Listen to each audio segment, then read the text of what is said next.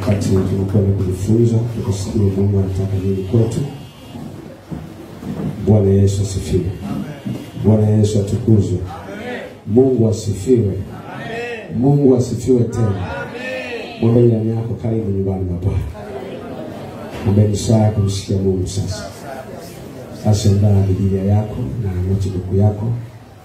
Jioni jiandaa kuna kumsikia Mungu. Wapo Mungu ni Bwana mkuu katikati yetu. Mungu anatuwazia mawazo mema. Jina la Mungu libarikiwe. Basi leo tunataka tujifunze, kwenda kujifunza maneno ya uzima. Ujumbe wetu wa mchana wa leo patikana kitabu cha Petro wa kwanza sura ya 5 mstari wa 10. Mungu wa neema yote. Mungu wa neema yote. Tunajifunza kuhusu neema. Mungu wa neema yote. Mungu wa neema yote. Nataka tujifunze kuhusu neema. Ujumbe wetu, Biblia inasema nini?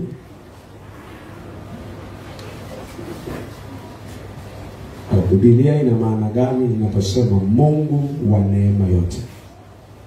Biblia ina maana gani inaposema Mungu wa neema yote? Mungu wa neema yote. Biblia ina maana gani inaposema Mungu wa neema yote? Mungu wa neema yote. Mungu wa neema yote. Bwana Yesu asifiwe. Bwana Yesu asifiwe. Bwana Yesu asifiwe. Bwana Yesu asifiwe. Bwana Yesu asifiwe. Bwana tukuzwe. Mungu wa neema yote. Tufungue kitabu chetu katika waraka wa kwanza wa Petro sura ya 5 mstari wa 10. Ndio ujumbe wetu utakuwa hapa. Nataka niongelee kwa habari ya neema. Kuhusu neema mbalimbali ambazo zinazungumzwa. Tujifunze kuhusu neema, lakini tuone Biblia ina maana gani inaposema Mungu wa neema yote. Bwana Yesu atukuzwe. Bwana Yesu asifiwe. Tumepata. Tusome. Kitabu cha waraka wa kwanza wa Petro sura ya 5 na mstari wa 10. Tufuatilie wote, fungua Biblia yako. Waraka wa kwanza wa Petro sura ya 5 na mstari wa 10. Mstari wa 10. Biblia inasema, na Mungu wa neema yote aliyewaita kuingia katika utukufu wake wa milele katika Kristo, mkiishwa kuteswa kwa muda kidogo, yeye mwenyewe atawatengeneza na kuwathibitisha na kuwatia nguvu. Bwana Yesu asifiwe. Na Mungu wa neema yote. Pale kuna kwa Mungu wa neema yote. Bwana sasa. Mstari una mambo mengi ya kujifundisha. Manimalizie tu, lakini nataka tuongee hapa. Mungu wa neema yote aliyewaita kuingia katika utukufu wake wa milele katika Kristo Yesu, mkiisha kuteswa kwa muda kidogo. Sema kwa muda kidogo. Sema kwa muda kidogo. Anasema yeye mwenyewe atawatengeneza na kuwadhibitisha. Amen. Amen. Analeza karuhusu mateso, lakini ni kwa muda kidogo. Lakini lengo ni kukutengeneza, alafu na kukudhibitisha. Bwana Yesu asifiwe. Na kuwatia nguvu.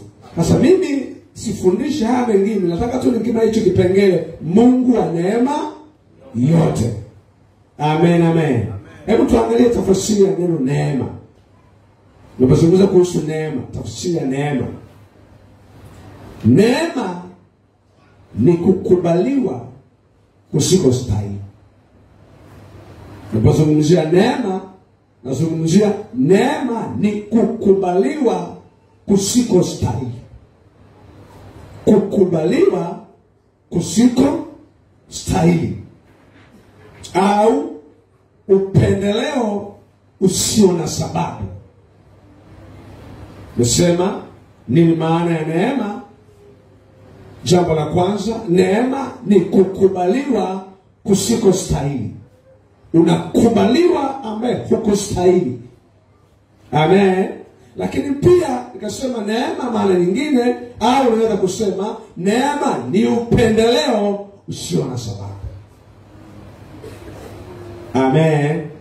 Amen. Amen. Amen.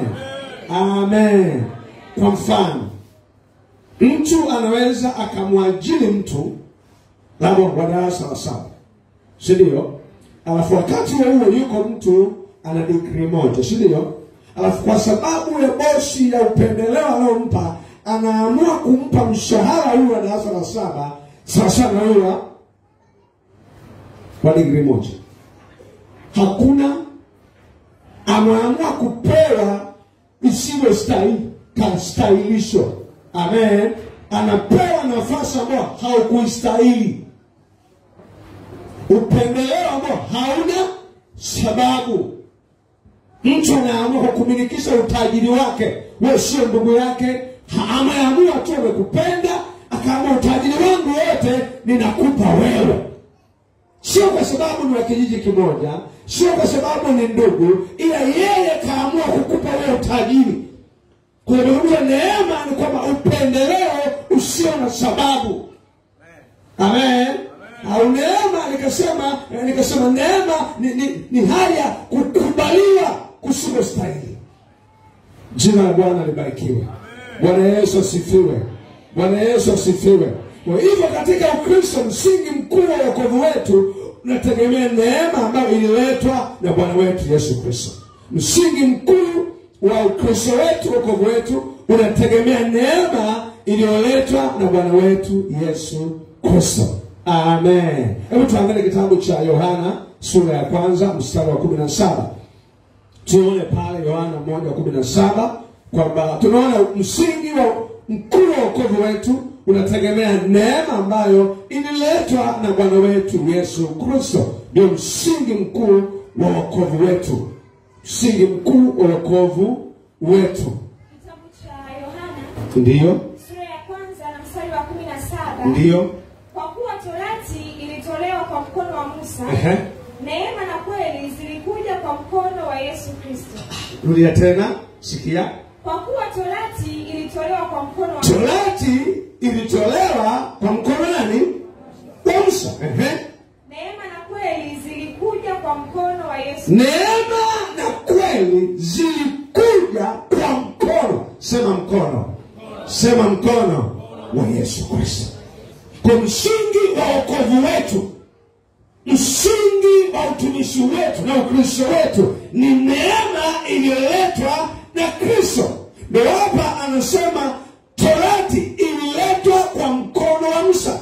Alikaa mlimani siku 40, siku 80, akapewa amri 10 kwa mchoro. Bwana akaandika, akamletea amri 10 akawapa. Hizo zililetwa na mwanadamu Musa, lakini neema na kweli ilikuja kwa mkono wa Kristo. Haleluya. Sasa ndipo ambapo wengi wanachezea. Yaani Yesu alileta neema. Sasa ndio maana kusoma kwenye Warumi sura 6 na mstari wa 1 Paulo anasema, tuzidi kudumu katika dhambi kwa sababu neema imeachiliwa.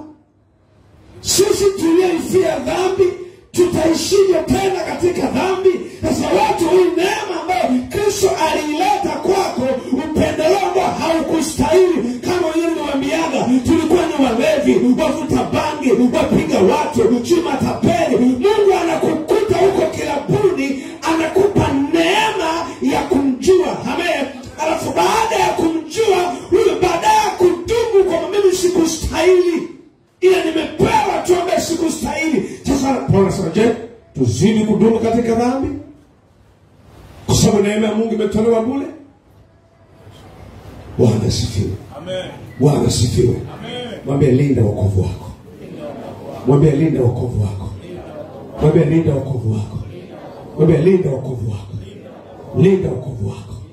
Kwa tunaona ambavyo neema na kweli vimeletwa kwa mkono wa Yesu Kristo Bwana wetu. Ni muhimu sana kuangalia hayo. Tusidumu katika dhambi kwa sababu tumepewa neema hii bure. Lazima tuweze, lakini tuone neema hiyo hujulikana kama neema ya wokovu, ambayo ndio neema kuu iliyomfanya Kristo aje duniani kufa kwa ajili yetu kama fidia ya dhambi, ili sisi tuitwe wasiostahili. Kwa hiyo ndio ilimfanya Yesu aje afe kwa ajili ya dhambi zetu, ili sisi tuitwe wasiostahili. Amen. Hatukustahili neema hii, tunaitwa wasiostahili kwa sababu yuko ambaye alikubali kufa kwa sisi wenye dhambi. Sasa hebu tuangalie Efeso 2. Fungu letu Efeso 2 mstari wa 8 na 9. Najaribu kuweka msingi niweze kuona nini maana ya neema, kufundisha nini maana ya neema, maana na faida za neema na vitu vinafanya nini kuhusu neema. Hebu tuende kwenye Efeso 2:8. Kitabu cha Waefeso mstari wa 8 na sura ya 2. Biblia inasema, kwa maana mmeokolewa kwa neema kwa njia ya imani, ambayo hiyo haikutokana na nafsi zenu, na ni kipawa cha Mungu. Mstari wa 9, wala si kwa matendo yenu, mtu awaye yote asije akajisifu. Sikia. Hii Biblia yangu imetafsiriwa kwa maana mmeokolewa kwa neema, kwa njia ya imani, wala si kwa matendo yenu mema. Hii ni zawadi kutoka kwa Mungu.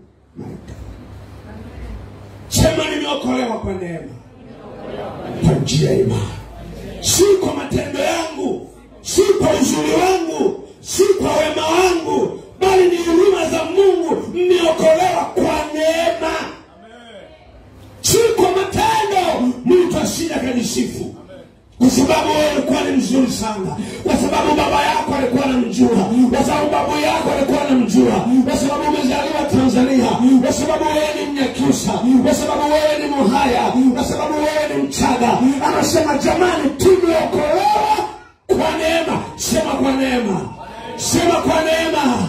Sema nimeokolewa kwa neema. Nimeokolewa kwa neema, kwa njia ya imani, wala si kwa wema wako, wala si kwa uzuri wako, wala si kwa elimu yako, wala si kwa weupe wako, wala si kwa weusi wako, wala si kwa unene wako, wala si kwa wema wako, bali ni kwa neema. Pigia Yesu makofi. Kanisa la Bwana, pigia Yesu makofi. Jina la Bwana libarikiwe. Bwana Yesu asifiwe. Bwana Yesu asifiwe. Asema si kwa matendo yenu, wala ni zawadi kutoka kwa Mungu. Sema ni zawadi. Sema wokovu wangu ni zawadi niliyopewa kutoka kwa Mungu. Neema ni upendeleo usiostahili. Neema ni upendeleo usio na sababu, wala hukustahili. Labda mwenzangu alistahili, lakini naambianga siku zote, mimi sikustahili hata leo kusimama mbele ya watakatifu. Niliyekuwa mchafu, niliyekuwa mpiga watu, niliyekuwa mchafu wa kila aina, lakini kwa neema, si kwa matendo. Hata mtu mmoja sijakaishi. Kila na leo umesimama kuimba, watu wanabarikiwa, ujue ni kwa neema. Kila umesimama leo kuhubiri, watu wanabarikiwa, ujue ni kwa neema. Kila umesimama leo umefanya jambo lolote ulilofanya, watu wakafurahi, ujue ni kwa neema. Ukiwa na moyo ukielewa, ndio ile pasa tuzidi kudumu katika dhambi, kwa sababu umepata neema hii bure. Bwana Yesu asifiwe. Bwana Yesu asifiwe. Yesu atukuzwe. Yesu atukuzwe. Yesu atukuzwe. Kwa maana si kwa matendo, ili mtu yeyote asije akajisifu. Si kwa matendo, mtu yeyote asije akajisifu. Kiona umeishi, si kwa sababu wewe ni mwema. Tunasikia, nilikuwa naongea na mtu jana, nimesikia ndege ya India, watu 252 hadi na mmoja wakafa lenyewe. Hivi unaweza kuona, unafikiri kwa sababu yeye ni mwema? Wenda hata mjui Mungu. Wenda hata hajawahi kufanya chochote. Ile kaamua yeye ndivyo.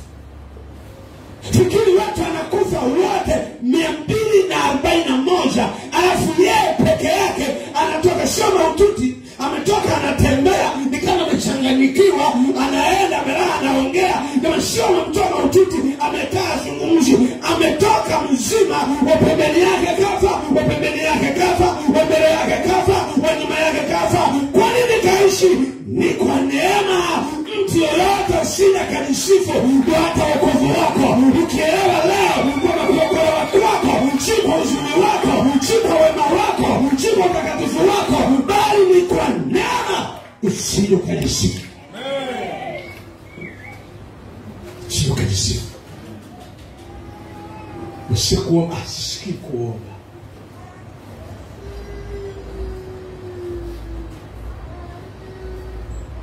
Twende kanisani, sijisikii kwenda kanisani. Kwani siye fulani kaniuzi. Nashangaa. Halichokipata ni kwa neema. Kwa nini wewe? Kwa nini mimi? Haikujiuliza hayo. Unaweza kumlingia huyo. Hayakupa bure, unaweza kumlingia huyo. Hayakulipa chochote ili wewe uzaliwe. Fikiri hata kuzaliwa kwako si neema kutokea. Tunasoma na sayansi, tunasoma ni wasomi. Ni watu wangapi wanakufa? Nafsi ngapi zinakufa kwa ajili yako wewe baki hai? Unafikiri wewe ni uzuri wako? Ni utakatifu wako?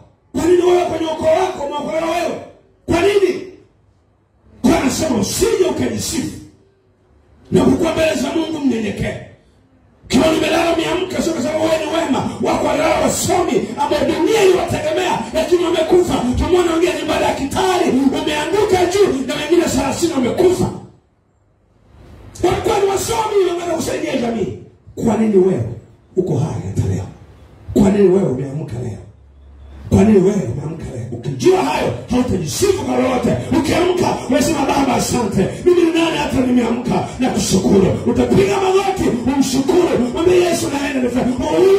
Ukianza kuelewa kwamba wokovu uliopata, hiki umekipata wewe kustahili. Huwezi kucheza na wokovu kwa vitu vidogo. Watu wanaacha wokovu, watu wanaacha Mungu. Kisha amesema, kisha ametukana. Unashangaa. Haujui thamani Mungu aliyokupa. Haujui thamani Mungu aliyokupa. Mungu abadilishe mtazamo wako leo. Umeokolewa kwa neema. Umeokolewa kwa neema. Unaweza kaondoa kwako kampa mwingine. Jina la Bwana libarikiwe. Bwana Yesu asifiwe. Bwana Yesu asifiwe. Chapia Yesu makofi kama tuombe pamoja. Lakini pamoja na hayo Mungu hana mipaka kwamba anatoa neema ya aina moja, yaani ya wokovu pekee. Sasa hapa nataka tuone neema nyingi. Haleluya. Neema ya wokovu ni wokovu. Sasa hana mipaka kwa sababu umeokoka basi ubaki hapa hapo. Nataka kufisha aina ya neema zingine ambazo Mungu anaweza akakupa. Haleluya. Bwana Yesu asifiwe. Bwana Yesu asifiwe. Hebu angalia Yohana 1:16. Ziko neema ambazo zinaingia katika nyanja mbalimbali za maisha ya mwanadamu. Kitabu cha Yohana sura ya 1 na mstari wa 16. Kwa kuwa katika utimilifu wake sisi sote tulipokea na neema juu ya neema. Sema neema juu ya neema. Neema juu ya neema. Kumbe kuna neema juu ya neema. Yaani unaweza kupewa neema na wokovu, ukapata na neema nyingine, ukapata na neema nyingine. Neema juu ya neema. Maana yake kuna aina ya neema ambazo nataka nikufundishe sasa leo. Amen. Niko naweka msingi. Sasa andika aina za neema. Sasa kwa nini kubwa aina za neema ambazo tunasema neema juu ya neema. Neema juu ya neema. Ambazo leo pia tutapata baada ya kumaliza tutakwenda kuomba pia. Ya kwanza. Neema ya kutumika na kibali. Neema ya kutumika na kibali. Baada ya kuokoka, Baba anaweza kubandika neema nyingine ya kutumika na kibali. Neema hii unaweza umwezesha mtu kuwa na matokeo katika huduma na ustahimilivu wote. Ndio ambapo Paulo na Barnaba walipewa iliwafanya waweze kuchukua kijiti cha injili kufanikiwa na kuipeleka kwa mataifa. Kwa neema hii ni uwezesho. Unaweza Mungu akakupa neema katika huduma Mungu aliyokuitia, ukakuta mafuta na unaendelea mbele. Na hii neema walipewa Barnaba na Paulo. Hebu tuangalie Matendo ya Mitume sura ya 13 na mstari wa 2. Matendo ya Mitume sura ya 13 na mstari wa 2. Sura ya 13 mstari wa 2. Ndio. Sikia. Basi hawa walipokuwa wakimfanyia Bwana ibada na kufunga, Roho Mtakatifu akasema, nitegeni Barnaba na Sauli kwa kazi ile niliyowaitia. 14:26. Sikia. Mstari wa 14, sura ya 14 mstari wa 26. Na kutoka huko wakahubiri kwenda Antiokia. Huko ndiko walikoombewa neema ya Mungu kwa ile kazi waliyokwisha kutimiza. Huko ndiko walikoombewa neema ya Mungu. Kumbe ni muhimu pia kuhitaji kuombewa neema ya Mungu katika kazi aliyokuitia. Kila wito Mungu aliyokupa unahitaji kuombewa neema ya kukuwezesha kushinda, ya kukuwezesha kuvuka vikwazo ambavyo kila huduma, kila wito una vikwazo. Bila kuwa na neema utashindwa. Hapo ndiko walikoombewa neema. Sema amina. Sema amina. Baada ya kusema nitengeni Sauli na Barnaba kwa kazi niliyowaitia, walipokuwa wamefika huko kwa Antiokia, huko ndiko walikoombewa neema. Sasa tayari wameitwa, nitengeni so and so kunitumikia, lakini hawajaombewa neema. Sura ya 14 anasema, 14 pale tumeona anasema, na huko wakahubiri kwenda Antiokia. Sema Antiokia. Sema Antiokia. Huko ndiko walikoombewa neema ya Mungu kwa ile kazi waliokuisha kuitiwa.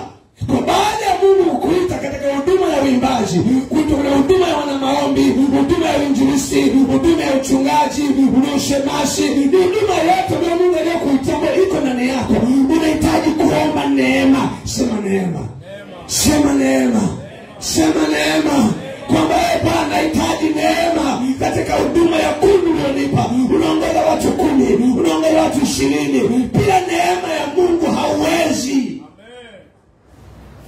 Fikiri leo nimemwangalia pale Grace nikasema, Bwana kwa Andrea tatu kubwa.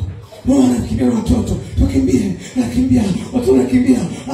Odea yuko nyuma, na anakimbia. Wamekimbia mbele, na anakimbia. Sio kazi rahisi, sio kazi. Mama na uzee kabisa. Mama mtu mzima anakimbizana watoto, anawafundisha kuhusu Mungu kama yeye ni mtoto. Bila neema wewe huwezi kukaa kwenye hiyo kazi. Huwezi. Unahitaji neema. Kila eneo Mungu analokupa unahitaji neema katika huduma hiyo. Unahitaji kuomba neema. Baada ya kuokolewa sasa, neema juu ya nini? Neema juu ya nini? Hivyo wewe kama mtakatifu, ukitaka mafanikio katika huduma au karama yako, kujifunza kuomba neema ya Mungu katika huduma. Liwe ni sehemu ya maisha yako, ili ufanikiwe katika huduma yako, ili ufanikiwe katika eneo ulilopo. Sio kumbe neema ya kazi, neema ya biashara. Omba neema ya biashara katika eneo uliloko. Omba neema ya huduma hata kama ni mahali ni pagumu, watu hapo wafanikiwi. Wanakuambia hapa ondoka, ukikaa kwenye eneo hili hakunaga watu, hapa watu wafanikiwi. Ni kusema hapana, neema. Neema ikikaa juu yako, Mungu atawaleta watu. Maana kinachowaleta ni ile neema. Sema neema. Sema neema. Kwa unahitaji katika sema maisha yako, katika maombi ya kuomba, ili uweze kushinda. Usiache kuomba kuhusu neema. Omba neema Mungu katika eneo ulilopo. Mungu atakuvusha. Sema Mungu atanivusha. Sema nahitaji neema. Sema nahitaji neema. Sema nahitaji neema. Utapata matokeo ambayo sio ya kawaida. Hebu tuangalie Matendo ya Mitume sura ya 15:40. Tuone pia. Matendo ya Mitume sura ya 15:40. Tunaongea kuhusu neema ya kumtumikia Mungu na kibali. Kitabu cha Matendo ya Mitume. Ndio. Sura ya 15 na mstari wa 40. Ndio. Lakini Paulo akamchagua Sila, akaondoka akiombewa na wale ndugu apewe neema ya Bwana. Apewe nini?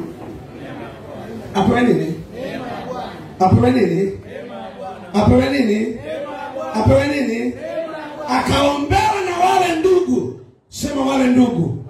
Akishaombewa na wale ndugu, ile apewe neema ya Bwana, neema ya kupokea vitu, neema ya kupokea vitu, neema ya kibali katika huduma aliyopewa. Alipokwisha kumuita, alipokwisha kuweka mkono juu yake, anasema akamuombewa apewe neema. Ishara, unahitaji upewe neema. Baba, nipe neema. Unahitaji kuomba watu wakuombee neema katika huduma Mungu aliyokuitia. Hauwezi kufanikiwa bila kuwa na neema. Jamani, Bwana asifiwe. Jamani, Bwana asifiwe. Kanisa, Bwana asifiwe. Kanisa, Bwana asifiwe. Sema neema kupokea vitu. Sema neema kupokea vitu. Kwa jina la Yesu. Kwa jina la Yesu. Neema kupokea vitu. Tuangalie Wakorintho 9:8.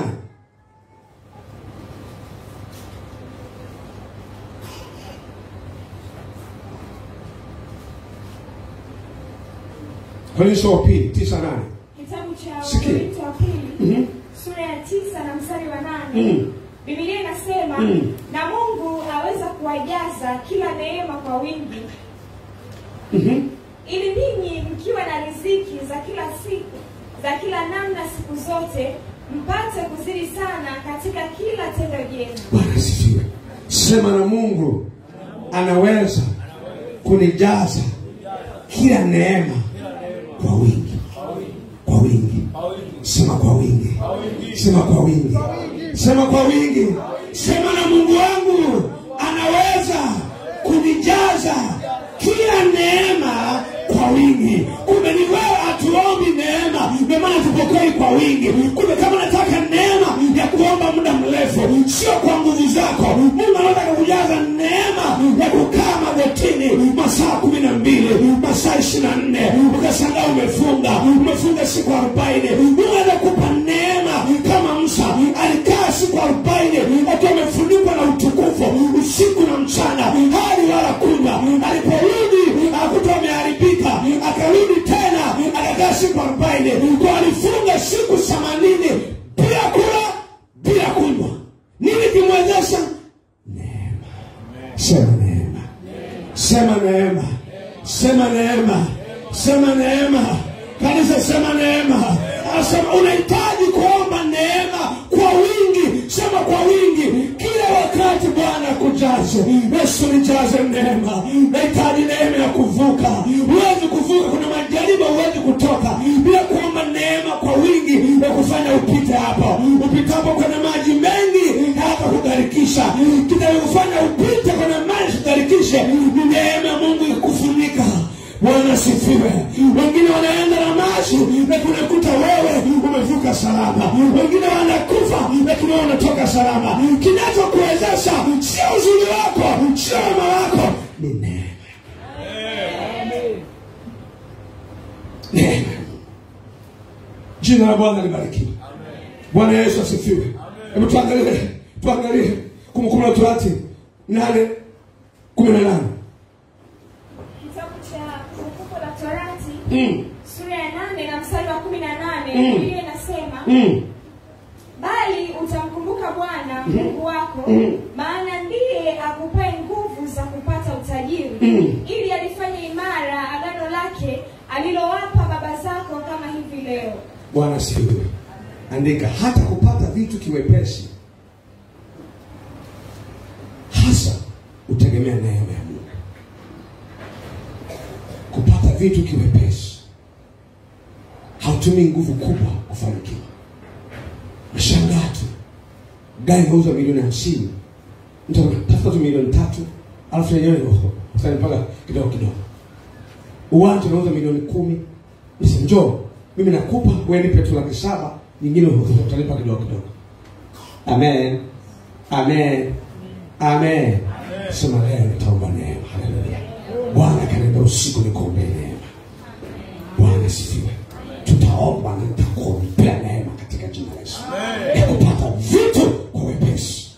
Amen. Bila kutumia kazi, kutumia nguvu kubwa, unashangaa. Mimi ni Mungu niwapaye nguvu za kupata kufanikiwa, za kupata utajiri. Hivi utavipokea vitu kwa wepesi, hautatumia nguvu. Unashangaa vitu vinakuja vyenyewe kwa sababu ni neema ya Bwana tu. Ni neema ya Bwana tu. Kuna watu wamejenga nyumba, ukiulizia ukapata unashangaa. Hivi mpaka leo nimejenga nyumba. Nini kimenifanya? Ni neema za Bwana tu. Kuna watu wamekaa makazini, kuna watu wamekaa umemiliki unachomiliki. Sio kwa uzuri wako, ni neema ya Mungu tu. Amen. Sema ni neema ya Mungu tu. Tutaiomba leo kwa jina la Yesu. Nasema tutaiomba leo kwa jina la Yesu. Bwana Yesu asifiwe. Bwana Yesu asifiwe. Kwa Mungu kama Mkristo ni lazima ujifunze kumwomba Mungu neema ya kufanikiwa. Kama Mkristo lazima ujifunze kumwomba Mungu neema ya kufanikiwa. Neema ya kufanikiwa. Neema ya kufanikiwa katika mambo yako yote ya kimaisha.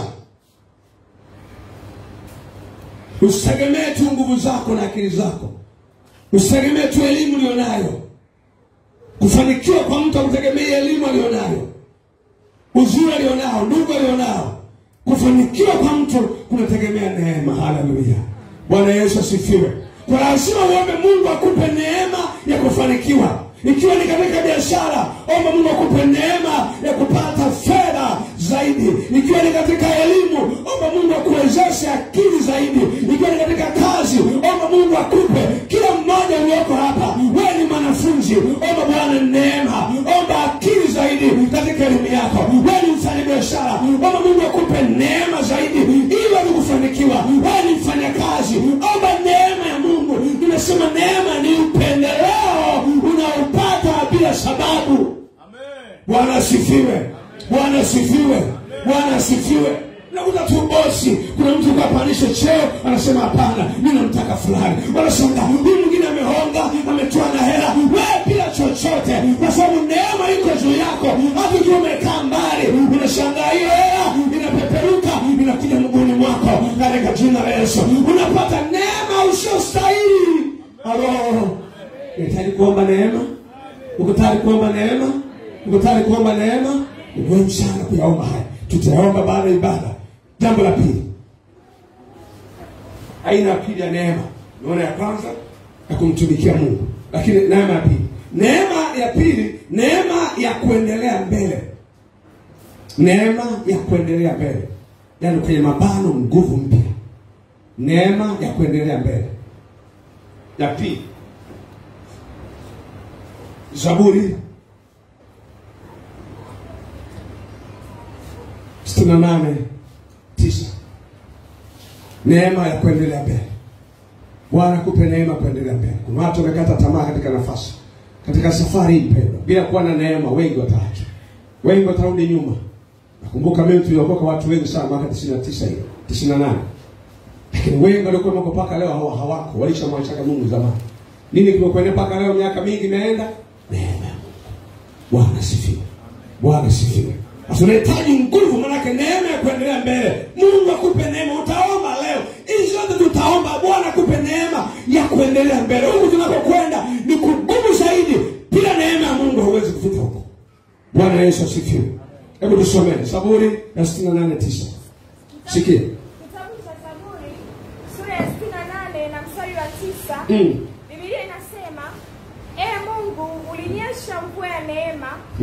Urithi wako ulipochoka uliutia mvua. Ulinyesha, ulishwa nini? Sema ulishwa neema. Sema ulishwa neema. Ulinyesha mvua ya neema. Kuna mvua ya neema. Alafu pale anasema ulisi wako ulipochoka uliutia.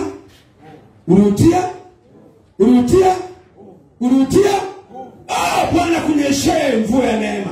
Asema ulisi wako ulipochoka Bwana aliwatia nguvu. Nini? Waliomba nguvu wakati wamekata tamaa, wakati wamechoka na ile safari, wamekata tamaa. Bwana kanyesha mvua ya neema akawatia nguvu. Iko nguvu ambayo hata wakati wa shida, wakati wa matatizo, wakati watu wamechoka, upo kwenye majaribu, moyo wako umekata tamaa, iko mvua ya neema juu yako, yenda kutia nguvu. Unahitaji kuomba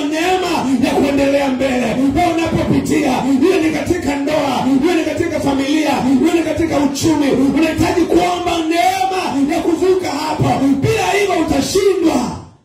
Unahitaji mvua ya neema. Mungu alinyesha kwa watakatifu wake. Jina la Bwana libarikiwe. Kanisa Bwana asifiwe. Kanisa Bwana asifiwe. Kanisa Bwana asifiwe. Ni sifa ya Mungu kwa ajili ya neema yake kwa watu wake. Pale wanapochoka watia nguvu. Pale wanapochoka watia nguvu. Ni sifa ya Mungu kwa ajili ya neema kwa watu wake. Pale wanapochoka watia nguvu. Bwana kutie nguvu katika jina la Yesu. Bwana kutie nguvu katika jina la Yesu. Ni sifa ya Mungu, hataacha uangamie, hataacha upotee. Ni sifa ya Mungu kuachia neema kwa watu wake. Ni kweli kabisa, unapita kwenye maji mengi, hayatagharikisha. Utapita kwenye moto, hautakuunguza. Nini ndio upite kwenye ujana? Ujana ni moto, kuvumilia ni moto, kukaa kuvumilia ni kazi. Lakini kitakachofanya kuwezesha upite kwenye ujana, hata utokee nimwambie Mungu, nahitaji mtie nguvu. Nitie nguvu Baba, nipe neema ya kuvumilia. Nitie nguvu nivuke salama. Unahitaji neema ya Mungu. Unahitaji neema ya Mungu. Unahitaji neema ya Mungu. Unahitaji neema ya Mungu. Jina la Bwana libarikiwe. Uwatie nguvu mpya. Wao wenyewe wakashangaa, wakainuka tena kuendelea mbele. Ndio maana tunasema mtu anayedumu katika wokovu na maisha haya si kwa sababu ya uzuri wake, ni kwa sababu nashangaa, nilivukeje pale? Nilivukeje pale? Na kipindi kile nikavuka, wakati wa taabu nikavuka. Ukigeuka nyuma unashangaa, nini kinifanya nivuke pale? Nini wewe unashangaa? Neema. Sema neema. Sema neema. Sema neema. Sema neema. Sema neema. Sema neema. Sema neema. Niwaambiaga ajali ya Iringa, gari lilipinduka mara 7. Haikutoka matairi wala kioo wala chochote, kalijikunja. Pale nilipokuwa huku kumekuja na kumekuja, yani palibakia pale nilipokuwa nimekaa. Halo. Amen. Halo. Halo. Amen. Nilitoka hata bila mkwazo. Nilipita juu. Maana hapa kamekuja ikikioa kile kwa nilitokea hapa juu. Alafu cha ajabu na yule dereva tayari kwa ni Mzimbabwe. Nilipanda IT naenda msibani tu kule. Nitoka kwenye injili Bukoba, nimefika tu siku mbili na bibi yako kafa. Na kijijini wanazika kesho. Bini ondoke usiku. Mzimbabwe haibii nje vizuri. Alikuwa anakimbia. Nikamefunga mkao. Weka. Nakumbuka nisema tu Yesu niokoe. Gari lipa. Ikaanza kama hapa na kule jeshi. Alafu tumetoka pale chajabu halipokuwa amekaa. Yaani huku matairi hapa. Yaani tuko chini kwenye matairi hatujui tumeacha wapi. Alafu huku mbele na huku nyuma vyote viko, na begi langu lilikuwa nyuma limekuja hapa. Kwa hiyo nikachukua begi na nilikuwa nimevua viatu na viatu vyangu hapa, nikabidi nifanye hivi. Nikashika viatu na begi langu nikatokea hapo. Kutoka kule chini mpaka kuja hapa juu. Sasa ambe ni neema ya Mungu.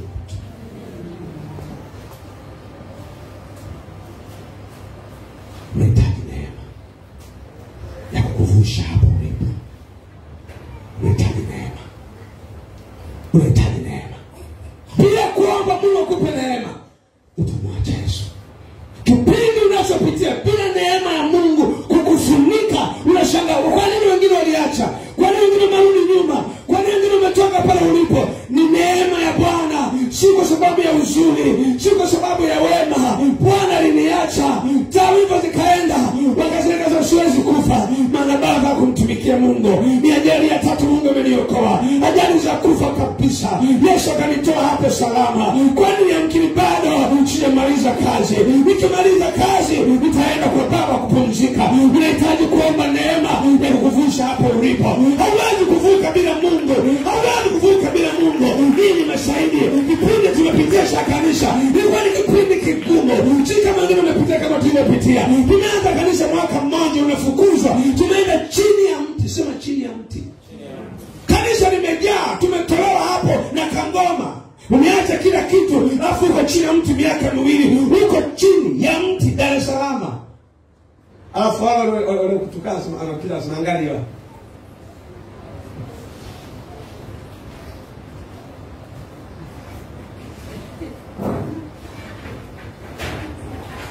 Vitu umenunua wewe, vyombo umenunua wewe. Ninasema kazi ya Mungu, sitaki nibomoe na kazi yenyewe. Nilienda kufanya kazi ya kujenga shimo, nikanunua mabati. Shukuru hata 100. Nimeweka bati pale, tumepata vyombo. Aliyetupa eneo kaona bwana ni mazuri, kazi inaenda, ataka naye kwa mchungaji, akasema tusigomba, siwezi kubomoa. Yesu akatukana. Kama tatizo ni tuniki, hakuna shida. Nitatoka tu na kangoma kangu chini ya mti. Kanisa la watu 100, afu na kwanza na watu 10. Halo. Nzuri. Alafu cha ajabu, mvua haijawahi kunyesha. Haleluya. Kwa miaka mingi ikija mvua tunaiona baharini. Mvua ile chini kunapiga makofi hapo chini. Sasa Mungu akitulete. Maana hata kwa ukimbilia hatuna. Ndio kuna mtu hapo afu kwenye geti. Halo. Mungu ajabu. Mvua inapita ile baharini ile inaenda. Tunapiga makofi hapa. Afu tukitoka hapo mvua inakuja hiyo tema mati chini. Bwana sifiwe. Nini neno? Baada ya miaka miwili Mungu anatupa eneo, tupoweka turubai. Nikaweka turubai, tukapewa eneo ambalo tulikuwa tumetoka kuweka kanisa kadogo kama hapa katikati hapa na hapa tumeweka turubai. Jumapili mvua ile toka tunaanza mpaka tunamaliza. Kueleza kwamba nilikuwa siji kwa sababu mlikuwa mko pale. Yesu mko.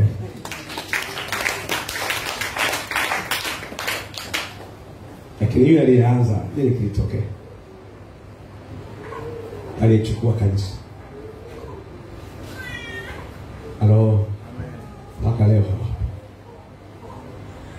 Sisi tuko chini ya mti. Tunaendelea. Kitakacho kuvuka ni neema, sio akili yako.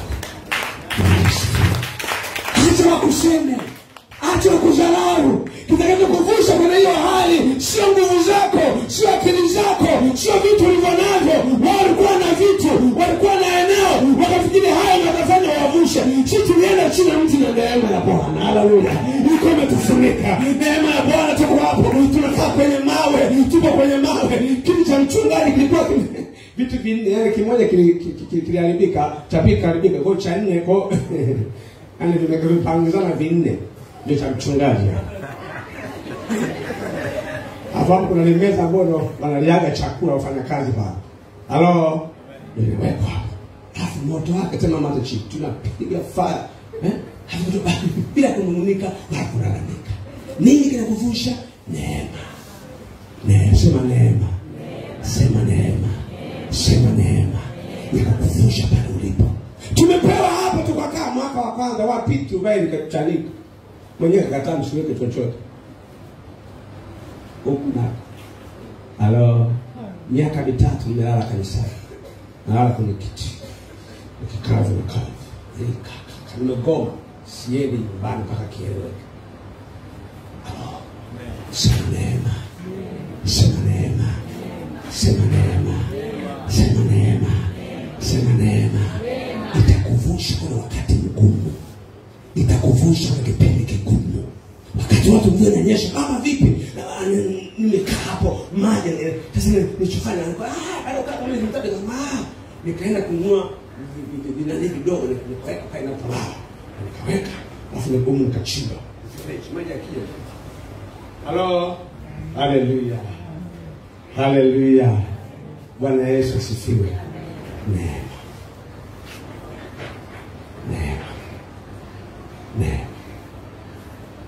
Mpaka tulipofika neema. Tunahitaji neema Mungu tuvusha hapa tulipo. Tunahitaji kuomba neema hii. Bwana Yesu asifiwe. Bwana Yesu asifiwe. Neema ya Kristo inahusika na kukuvusha. Neema ya Kristo itahusika na kukuvusha katika kipindi kigumu unachopitia. Bila kuomba neema hiyo utashindwa. Unahitaji neema ya kukuvusha hapo ulipo. Kwa tunahitaji kuomba, tuombe baada ya neema ya kuendelea mbele. katika safari hii ya wokovu na utumishi mgumu tulioitiwa, unahitaji kuomba neema. Omba neema kukuvusha. Omba neema kukuvusha. Mungu atakuvusha mama. Mungu atakuvusha binti. Mungu hajawahi kuacha. Tuombe neema kukuvusha na utavuka salama. Jambo la 3. Tamani nimalize tuombe. Tuombe yani kuongoza kwenye maombi ya kujiombea neema. Namba 3. Neema ya madhihirisho ya karama za Roho Mtakatifu. Neema ya madhihirisho ya karama za Roho Mtakatifu. Lazima uombe neema ya madhihirisho. Hauwezi kuvuka hivi. Neema ya madhihirisho ya karama za Roho Mtakatifu. Matendo ya Mitume sura 6 na mstari wa 8. Matendo ya Mitume sura 6 na mstari wa 8. Kitabu cha Matendo ya Mitume. Madhihirisho ya karama za Roho Mtakatifu. Na mstari wa 8 Biblia inasema na Stefano akijaa neema na uwezo. Akijaa, piga mstari hapo. Neema na uwezo. Alikuwa akifanya maajabu na ishara kubwa katika watu. Stefano akijaa neema na uwezo. Nimesema neema ya madhihirisho ya karama za Roho Mtakatifu. Unahitaji neema ya madhihirisho. Kwa baba, unahitaji neema ya kufanya mambo makubwa. Kwa nasema akijaa neema na uwezo. Kumbe alijaa neema na uwezo wa kufanya miujiza na ishara na maajabu. Haleluya. Kila mmoja anaweza. Huyo hakuwa mtume, huyo hakuwa mchungaji, alikuwa ni shemasi. Sema shemasi. Lakini Mungu alikuwa amempa neema. Kumbe swala ya kutumika na ishara ya kupona miujiza sio kwamba wewe mpaka wewe kiongozi ndani ya kanisa. Huko uliko, vile ulivyo, Mungu anaweza kaachia neema ya madhihirisho, ya kuanza kuwafungua watu, ya kuanza kufufua watu, ya kuanza kuponya watu, ya kufanya ishara na ajabu. Hapa anasema huyu akiwa amejaa neema. Naongelea neema. Sema neema. Juu ya neema. Neema juu ya.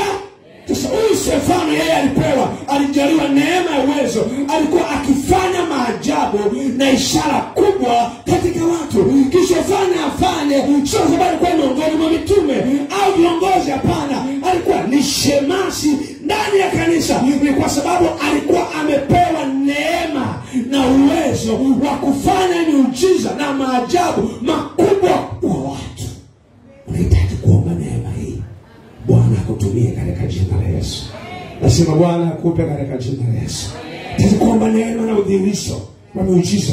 Kwa nikasema karama za Roho Mtakatifu, mfano miujiza, uponyaji, lugha, unabii, utume, uchungaji, ni vipawa ambavyo hutolewa bure na Roho Mtakatifu. Hakuna jitihada yoyote ambayo mtu anafanya aweze kununua nguvu za kumfufua mtu au kuona mambo ya mbele. Hakuna jitihada ya kuomba nguvu ya kufufua. Sema ni neema tu.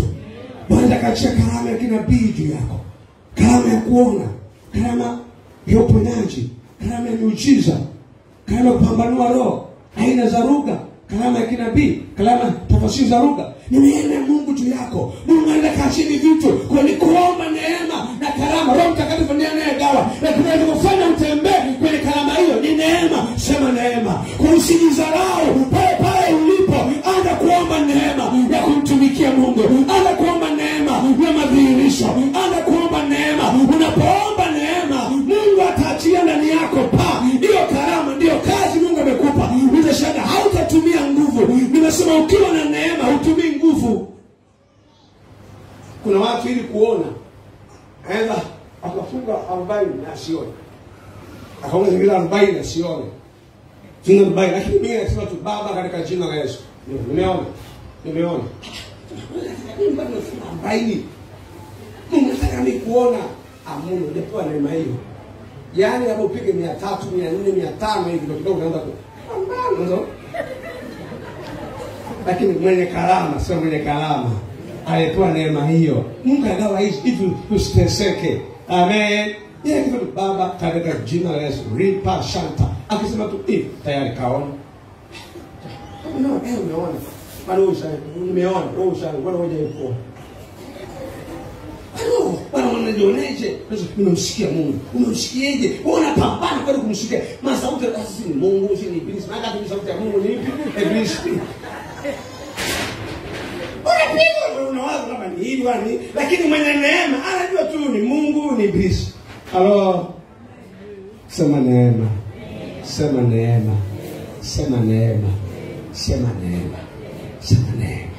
Kwa tunaona Mungu anawaachilia kama ni kutoa pepo. Hahitaji nguvu kubwa. Wewe ondoka hapo. Wewe unaondoka lenyewe. Kwa tunahitaji ndani ya kanisa kila mmoja aombe. Mwili wa Kristo umeletwa hapa. Kuna kazi, kuna kitu kiko ndani yako ambacho umekileta ili kusaidie kanisa kujenga mwili wa Kristo. Hata tatizo la watu panapoanza kutumika tayari mabega yanainuka. Nataka kitembea watu wote wakimbie.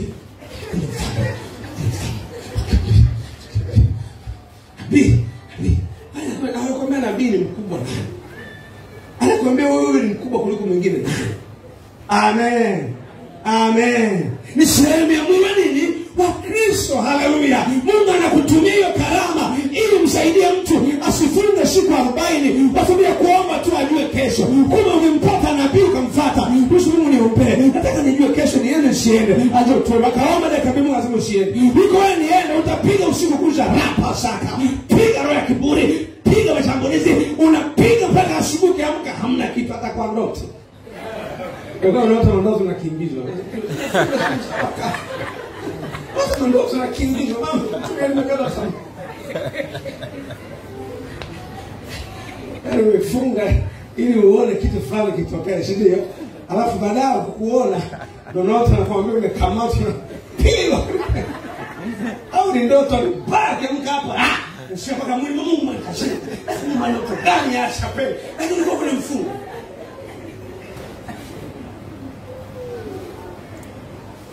Bwana sifiwe. Tuombe Bwana tupe neema katika jina la Yesu. Ili tusitumie kazi kubwa. Kama katikati yetu yuko mwonaji, hata Israeli wakaenda kwa mwonaji. Sasa twende vitani tusiende. Maana sasa hamna shida, nipeni muda. Akalia akamwambia msiende. Amemleta tusaidie kuona. Sisi hatujui, atupe mwelekeo. Kwa kama Bwana ameinua wanaji wengi, hatutapata shida. Haleluya. Baba ni huyu ni mwenyewe sie. Hata kama unampenda, ngoja kaombe. Rika papa. Bwana anasema hamna kitu. Sasa naomba kwenda kwa naomba kazi shia kwako na mtu mwingine. Amen. Yaani naomba kazi afanye shia kwako na mtu mwingine. Kwa tukipata waonaji ndani ya kanisa itasaidia kufanya kazi ya Mungu kwa urahisi. Amen. Na tunaweza kumtumia yoyote katikati yetu. Amen. Ni kuomba neema. Utapewa neema kuona, mwingine neema ya imani. Haleluya. Yaani kama mwili wako umekatakata tamaa, ukikutana naye tu, yeye akiongea na wewe sasa umeinuka kwa upya. Hapa hafi mtu hapa. Hapa hafi mtu hapa. Yaani yeye kazi yake, yaani amepewa imara kwambia hapa tunapita. Hapa tunatoboza hapa. Nasema hapa tunatoka hapa. Yaani nakwambia kwambia hapa tunatoka. Na kweli mnatoka. Haleluya. Amempa karama ya imani ambayo wewe ametuletea ndani ya kanisa ili kila mmoja asimame kwa nafasi yake. Tusipigane vibuti. Halo. Huyu Mungu amempa karama, neema ya kupea na kupanga vitu. Ili wewe nabii ushaanza kupanga vitu, wewe kaombe Mungu kula hata mimi nipange nini? Viti. Ili wewe ukae. Hawataki. Amen. Halo. Ndio kazi yako ni usafi tu, ndio sio ufagie tu, ili waimbaji waje hapa waimbe. Ndio wakisha nenda kuimba hata nani anatoa hawajui. Wewe kazi yako, wewe umepewa kazi, wewe toa hivi vizuri, panga vizuri, akifika wewe wawekee wao waje waimbe. Haleluya. Usitake waimbe wafanye, wao wamepewa neema ya kuweka vitu vizuri. Ile kazi yake hakuna aliye bora kuliko mwingine. Ile tumepewa kwa muda ili wakati na mngoja Bwana tusitumie nguvu kubwa. Haleluya. Tutiane moyo katika hayo. Pigie Yesu makofi. Ametoa manabii, ametoa wachungaji, lakini leo hizo mimi am prophets. Taka niweke bango hapo. Nabii afu langu kubwa landa ni wakifwamba vipi ile kusikia. Nabii randani wakifwamba. Maana kwa nini yetu Na utisotisho fulani ukiweka hapo bango kubwa, afu na picha langu umekaa namna hii.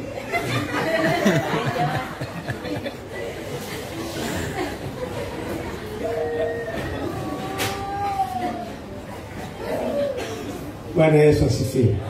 Bwana Yesu asifiwe. Mimi sihitaji picha wala majamii, mtumishi wa Mungu tu. Haleluya. Bwana Yesu asifiwe sana. Bwana Yesu asifiwe. Bwana Yesu asifiwe.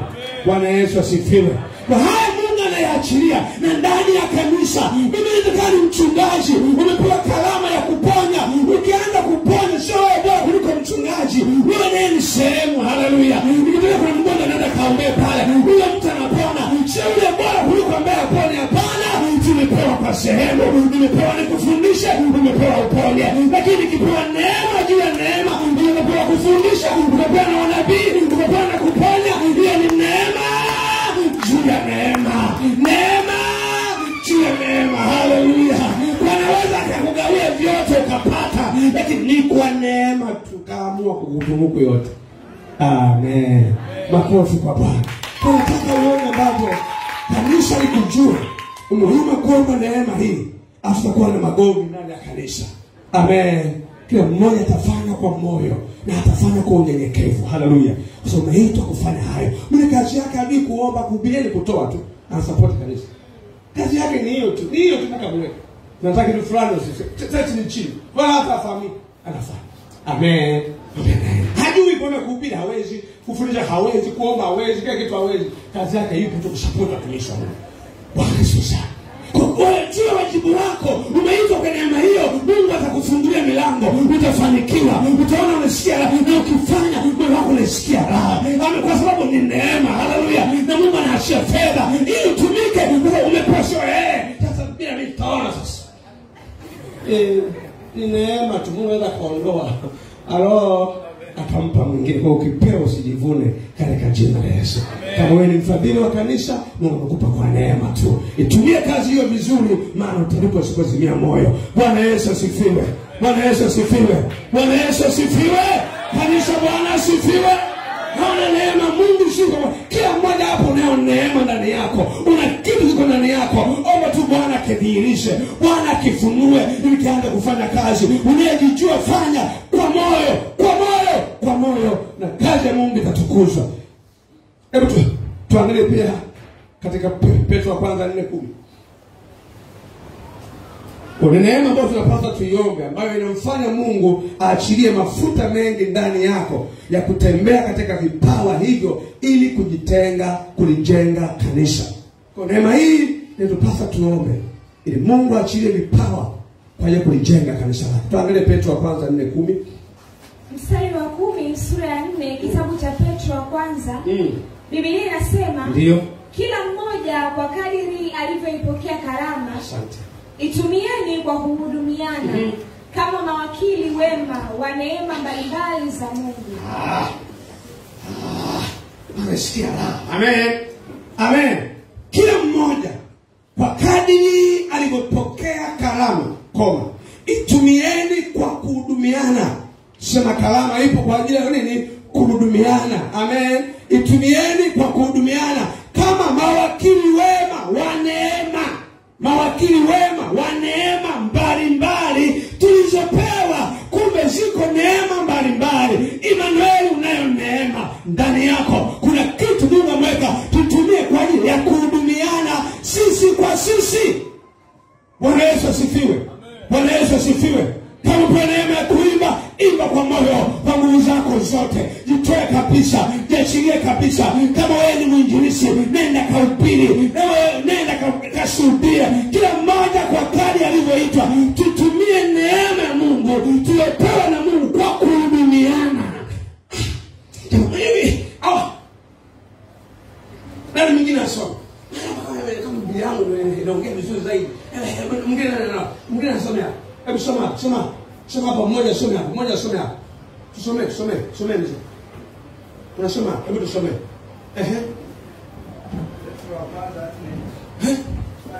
Ndio, sikia. Kila mmoja kwa kadiri alivyoipokea karama, itumieni kwa kuhudumiana kama mawakili wema wa neema mbalimbali. Sisi ni mawakili. Amen. Kama mawakili wa neema mbalimbali. Yaani wakili wa neema ya Mungu. Amen. Wakili wa katikati yetu mtu anayeona tunasikia raha kwa sababu yuko anataka kutuhudumia sisi ili kutujenga. Amen. Na kuna mtu anayekana uponyaji, anatumia Mungu atakula tusaidie watu jiwe nyingi wanao wengi wanaoona. Haleluya. Waimbaji wanaoponya wao wengi. Natamani kanisa zima kila mmoja hapa Bwana mtumie na kuzidi. Mimi nipungue, wewe ongezeke. Maana ni kwa ajili ya kujenga kanisa. Haleluya, haleluya. Bwana Yesu asifiwe. Bwana Yesu asifiwe. Sasa tatizo ni pale wachungaji tunapopewa neema hii ya kuhubiri, neema hii ya hiki, alafu naanza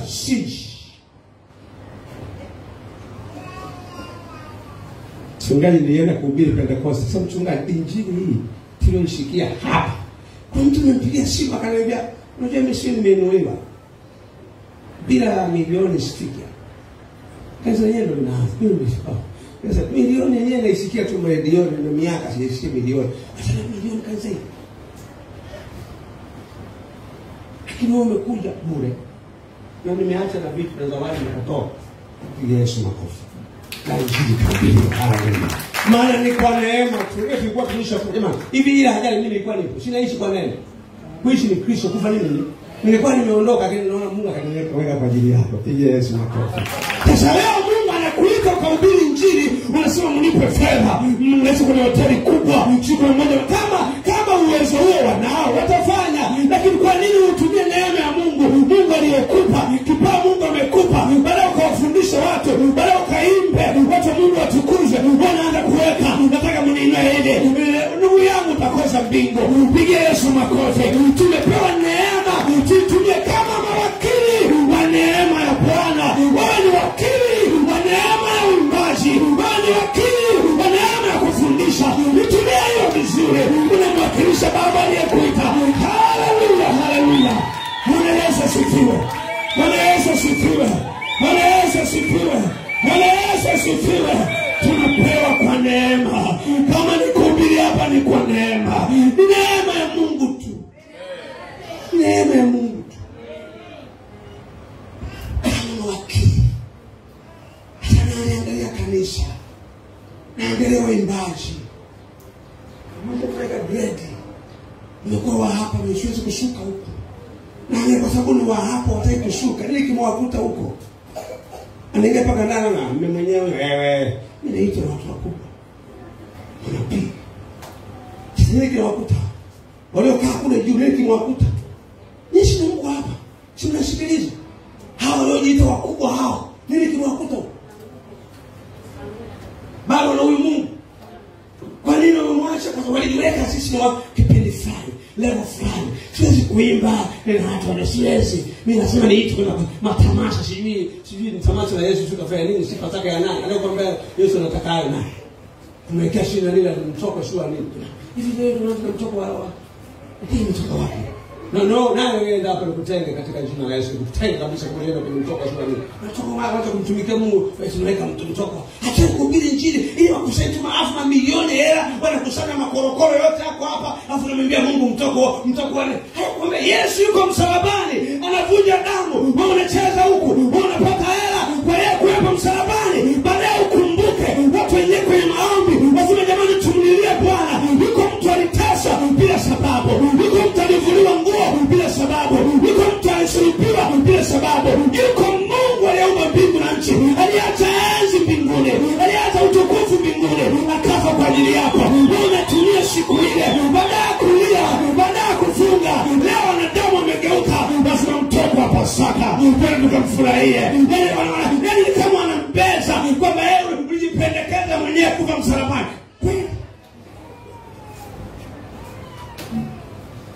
Niacha kwenda kijijini kuhubiri injili watu waokolewe. Na nyinyi mnaenda kwenye mikesha namna hiyo wanangu. Mnaenda kujiletea laana. Sishiriki upumbavu namna hiyo. Bwana alikupa neema ya kuimba, ukawaimbie watu wa Mungu waponywe. Usitumie kutafuta fedha, ukusanya ili upate mabilioni ya fedha. Watu wa Mungu wanachina njaa. Unaita kwenye kanisa kijijini, hawataki kwenda. Sasa wakili yake akiwa naimba, anaenda mnyonge, akitoa tu kidogo, tayari ameanza Hapana, endelea kunyenyekea, endelea kunyenyekea, endelea kunyenyekea, endelea kunyenyekea. Tumepewa neema, tunamwakilisha yeye. Sisi ni mawakili wa neema ya Bwana. Niko haja ubiri hapa, kwa neema amenichagua. Niko hapa namwakilisha yeye. Haleluya, haleluya. Niko hapa nje, lakini kwa neema yake amekupa wewe umwakilishe hapa. Haleluya. Niko hapa cha unabii, lakini ameacha, amekuweka wewe kwa niaba yake. Utaona kwa watoto wake. Haleluya, haleluya. Jina la Bwana libarikiwe. Petro anatuambia jambo kubwa. Kwa nini alifanyika hivi? Tunaenda wapi kanisa? Tunaenda wapi kanisa? Tunaenda wapi? Tunamwakilisha Mungu kwa neno Mungu aliyokupa. Mimi gari yangu inakula mafuta $500. Sasa kanisa unaoenda kanisa lako mwenyewe, wewe ni askofu. Wakashunga bidhaa, unaomba kutolee hela. Juzi nimepiga simu Songea, anasema mnipe nauli. Hajaenda huko miaka 15. Askofu. Anataka hela. Atumpe hela kanisa lake mwenyewe. Kishaka. Tunaenda mbinguni. Ndio kwa maana. Mimi sitaki. Mimi sitaki. Haleluya. Mungu anisaidie. Mungu anisaidie. Ikiwa kunitoa mapema nitwae, sitaki nikose Yesu. Kwa sababu ya utajiri, kwa sababu ya ukubwa, para kunyenyekea, ulisaidia kanisa. Alafu Mungu amekuinua kwa neema, unatumia ile kama kuwasimanga wengine. Unawasimanga ambao wana hela. Kwa sababu ili nije kwako lazima unipe hela. Unanisimamia Mungu wangu kwa sababu sina hela. Hutaki kuja kwa sababu mimi sina hela. Na unanisimanga. Yeye aliyeniita unanisimanga, sio mimi. Kwa nini usiende kwa aliyekupa? Kwa sababu unajua sina huko. Yeye ndiye anayekulipa, mimi sikukulipi. Na mimi ni mtumishi kama wewe. Haleluya. Wote ni vibarua. Wasiwe tusimmoja. Tunataka kulipa nani? Ndio kwa mchungaji wako. Sio kuhubiri kanisa na mwenyenishe. Nani alikuita? Hao ndio wamekuita. Hao ndio wamekuita. Bwana sifiwe. Niambieni miaka 10 na ngapi tu. Yesu anayesimama akasema, "Mnipe mimi hela." Nani kasema, "Niliita nikraa jambo hala mimi." Yeye anajua atakavyolisha. Wote ni vibarua hapa. Haleluya, haleluya. Wote ni yuko mmoja anayelipa. Kwa nini waanza kumwelekea kibarua mwenzio? Hapana, wote ni vibarua ya Kristo. Wote ni wakili wa Kristo. Yuko yeye aliyetuita. Nenda kwa aliyekuita. Nenda kwa aliyekuita. Nenda kwa aliyekuokoa. Hata kuangalia watu yatakuumiza hayo. Nenda kwa aliyekuokoa. Achana na watu. Mwambie ni wewe uliniokoa. Na leo nalala njaa. Yesu nisaidie. Yesu nitie nguvu. Yesu niwezeshe. Haleluya, haleluya. Tukijua hii kwamba wote ni vibarua, hautamlalamikia mtu. Sema mchungaji ni kibarua. Sema na mimi ni kibarua. Unasimlaumu. Kama kuna jambo bosi wetu ambaye atamlipa kila mtu. Atamlipa kila mtu ujira wako. Yuko ujira mpangani, atakulipa. Yeye hana upendeleo, atakulipa kwa mwaminifu. Bila kunyenyekea, yeye ni baba mzuri, atakulipa ujira wake. Lazima shika sana ulicho nacho, asije mtu akaitoa taji yako. Maana yeye anakuja kumlipa kila mtu sawa sana ujira wake. Wewe muongo, my God, Yesu anasema muongo upungue. Anasema muongo na hao manabii uongo wa Yesu ndio watoto wengine wao. Yeye kawaambia wazidi. Sio kwa jina la Yesu. Napiga manabii uongo watoka. Hawatatoka mgaza wazidi. Wazidi vitoko vyao wazidi. Sio kwa kwanza anaita Mungu. Kwa Mungu amemwona. Mwache wazidi. Halo. Wewe mtakatifu zidi unitakasa. Wewe mtakatifu zidi kumtafuta Mungu wako.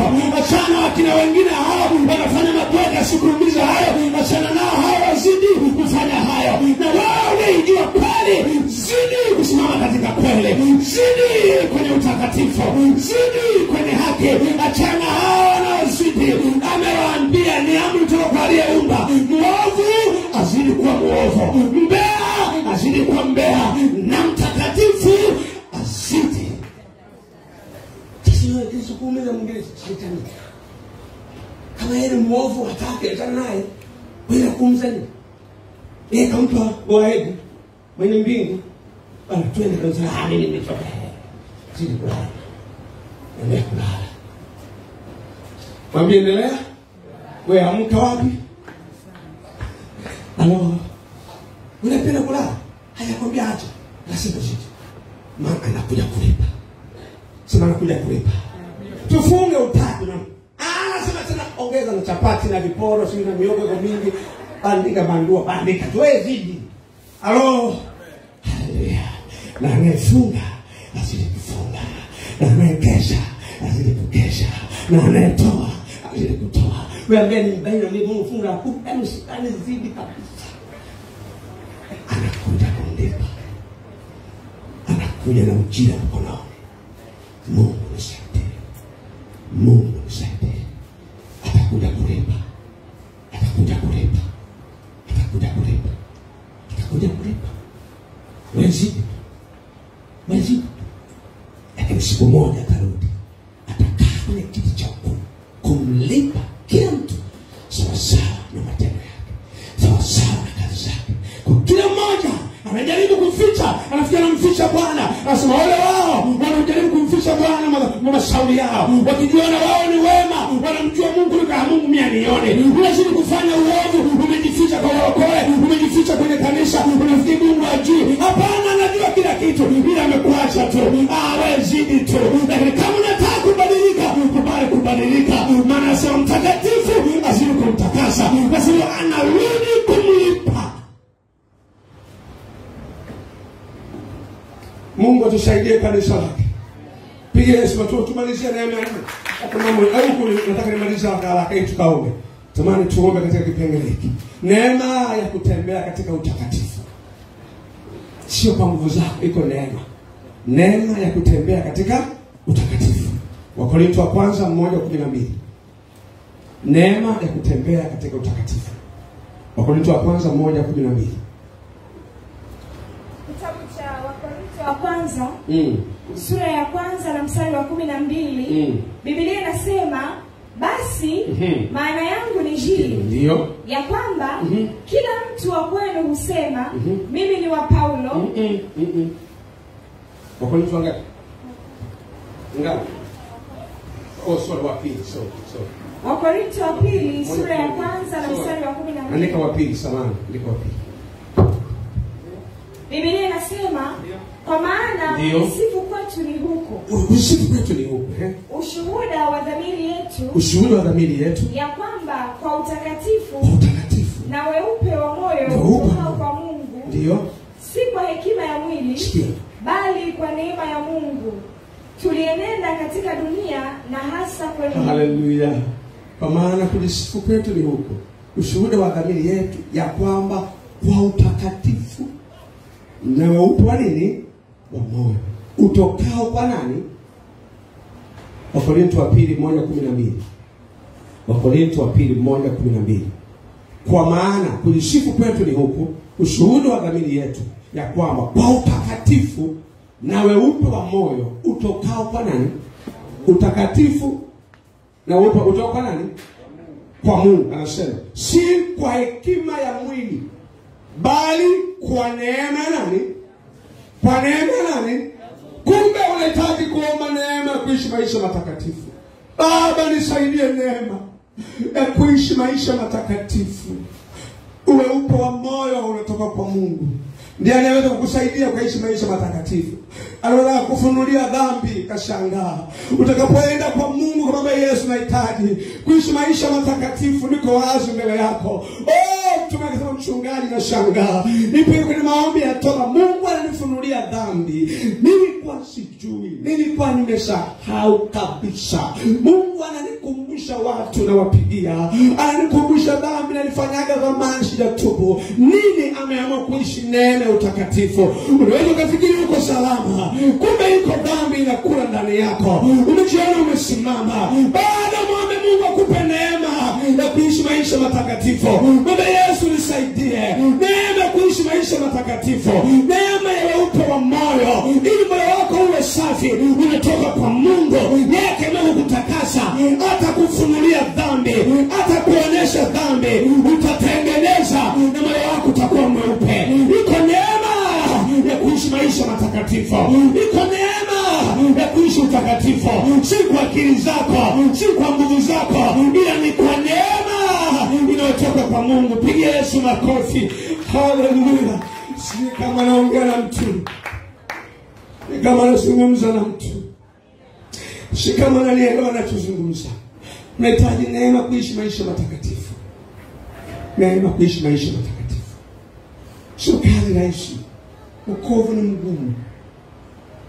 Wokovu si kama unafikiri. Wokovu, mtakatifu wa Mungu, kuishi utakatifu ni kazi. Hizo kanongo yako nzuri kabisa, nzuri ndefu, nzuri unikorosi ndani. Sitaki. Acha mimi moto. Unafanya. Halo. Nataka uende mahali umealikwa na ndugu yako safi akusiende. Nataka uwe kwa usile. Hana shanga. Haufanya unataka. Neema utakatifu unavaa anachotaka, au vai unachotaka. Neema utakatifu unakula anachotaka, auli unachotaka. Neema utakatifu unalala anavyotaka, au lale unavyotaka. Neema utakatifu inakufanya ufanye yale ambayo yeye anataka, sio wewe unataka. Hapo ndipo panapopishana. Yaani wewe unataka maisha matakatifu, lakini namshukuru Mungu tu haoni jamani. Kwani una kazi gani sasa? Kwani mshoro una kazi gani? Mimi si mbalimu. Sawa, ila yeye hataka.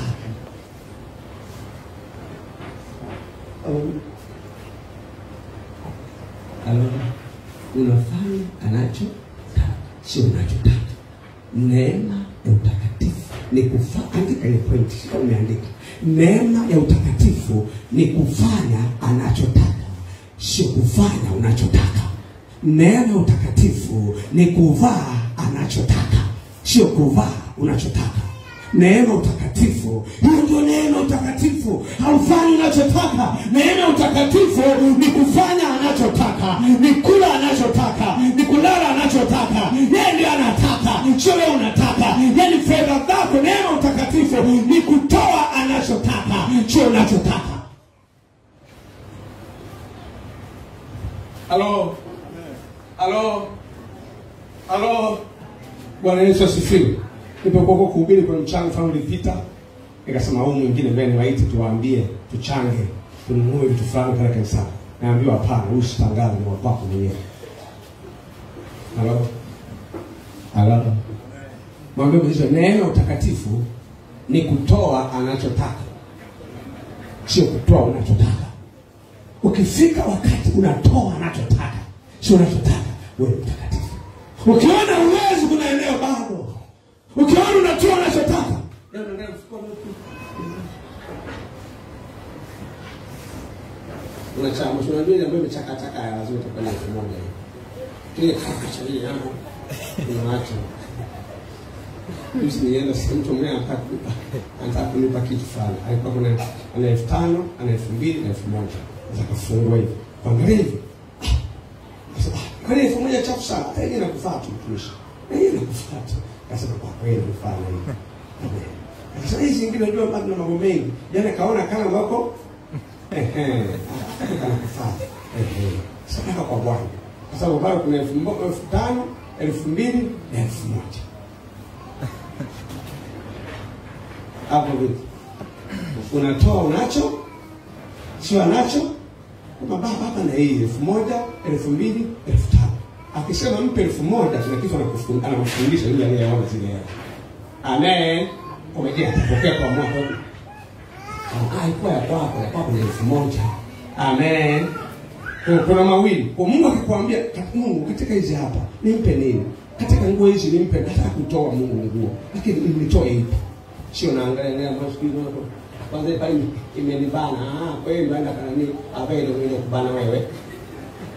Kwa sababu ya kukubana maana unaitoa. Ndio kile unazungumzia wewe, acha hiyo tabia. Ukitaka kumwambia Yesu nataka nitoe sadaka ya nguo hizi. Hebu jichagulie. Unataka. Hapo ndio. Mwambie neema ya utakatifu ni hii. Ukitaka kutoa, toa anacho, sio unachotaka. Akitoa anachotaka ndio utaona utaona mafanikio. Si ametaka utoe. Lakini ukitoa unachotaka, ndio Bwana toa, lakini sipati. Unatoa unachotaka. Ni sadaka Jumapili leo. Utampa Mungu 2000. Sio unataka wewe. Nani kamuuliza Mungu, Mungu Jumapili na kusaka kanisa. Mungu nikutoeni. Hapo sasa. Ukaenda kako kasa mfa. Mungu anaona kwa kupeleka kumchukua dola. Sasa ni wale Mungu. Shinda shetani. This. Roho maskini. Okay. Na kema roho maskini.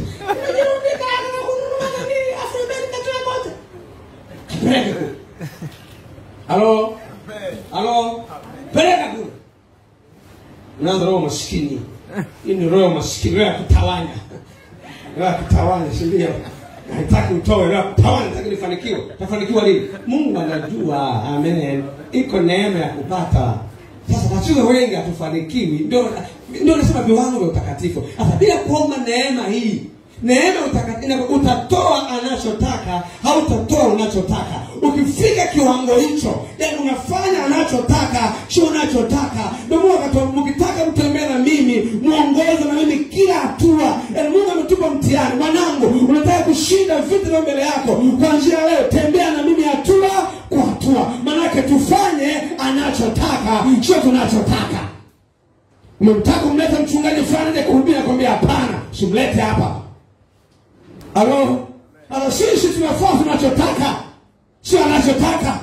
Kwa ndio maana tunashindwa kupambana huyu adui. Lakini tukigeuka leo, Mungu akupa neema ya kuishi maisha matakatifu, utaanza kufanya anachotaka. Ni wakati wa jioni. Unaweza toka asubuhi, Mungu niende nisiende, anasema funga, nenda kanisani. Ukifunga anajua kumbe kuna kitu anakuepusha hapo. Iko hela ya chuma ulete, ungeenda nayo ungeondoka na pesa zako. Ukirudi jioni anajua baba nimerudi sasa. Unashangaa anapofanya. Turudi tumwamini Mungu. Ona ndege wa angani hawalimi, lakini Mungu anawalisha. Ona maua ya kondeni, Mungu anayavika. Mungu hawezi kufanya kwako. Kwa nini neno unakuwa ni ngumu? Ni kwa sababu ni ngumu. Tunafanya tunachotaka, hatufanya anachotaka. Geuka leo, anza kufanya anachotaka, alafu uone Mungu anafanya kwako. Haleluya, haleluya. Maana yeye ni wa ajabu.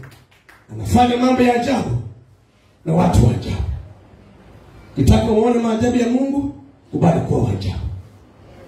Amen. Tunakana wa ajabu eti, yani hela hiyo ndio ya kodi, alafu anajua kesho kodi, unaambia usiku, toa hiyo hela, peleka kwa mtu fulani. Mungu kodi tena. Sio Mungu. Kachina Ibilisi. Anajua kwamba kodi ni kesho kutwa. Anajua huyo bosi wako mwenye nyumba ni katili, anajua kudhalilisha watu. Anajua. Anakuambia toa. Si yeye akasema. Mungu hana shida. Wewe unashirika naye. Kumbe kuna nyumba yako iko jirani, sasa wewe umekataa. Ndio maana hatuoni miujiza ya Mungu kwa sababu tunaishi tunavyotaka. Unatumia akili zako na fahamu zako, upaki Mungu anataka. Utaki kumsikiliza Mungu, inakuwa ni ngumu. Ndio maana ni ngumu kufanikiwa. Unataka kutoa hata fungu la 10 na hapana. Mungu alikuwa ameshinawe. Hadi kama mimi ndo mshahara ndio kani Mungu adui. Mbona na watu jihurumia? Mwambie vipi wewe naongea na wewe. Mama mchungaji anaongea na wewe. Ndio ukiwa mchungaji anaongea na wewe. Umepangia leo fanya unachotaka. Usifanye unachotaka. Hata kutegemea akili zako. Bwana Yesu asifiwe. Makofi kwa Bwana kama umenielewa hapo. Jina la Bwana libarikiwe. Hebu tumalizie na Wagalatia 5 pale kwenye namba 4. 5:6. Si ndio? 5:6 tumalizie hapo. Twende neema ya 5. Nataka nimalize ni 6 tu ili tuweze tukaombe. Kitabu cha Wagalatia sura ya 5 na mstari wa 6. Ndio. Biblia inasema, asante. Maana katika Kristo Yesu kutahiriwa hakufai neno wala kutokutahiriwa, bali imani itendayo kazi kwa upendo. Imani itendayo kazi kwa nini? Kwa upendo. Hii ndio inafanya kazi. Upendo. Maana upendo ni kufanya anachotaka Bwana wako, sio unachotaka. Amen. Amen. Mama, leo natamani kula mchicha. Si ndio?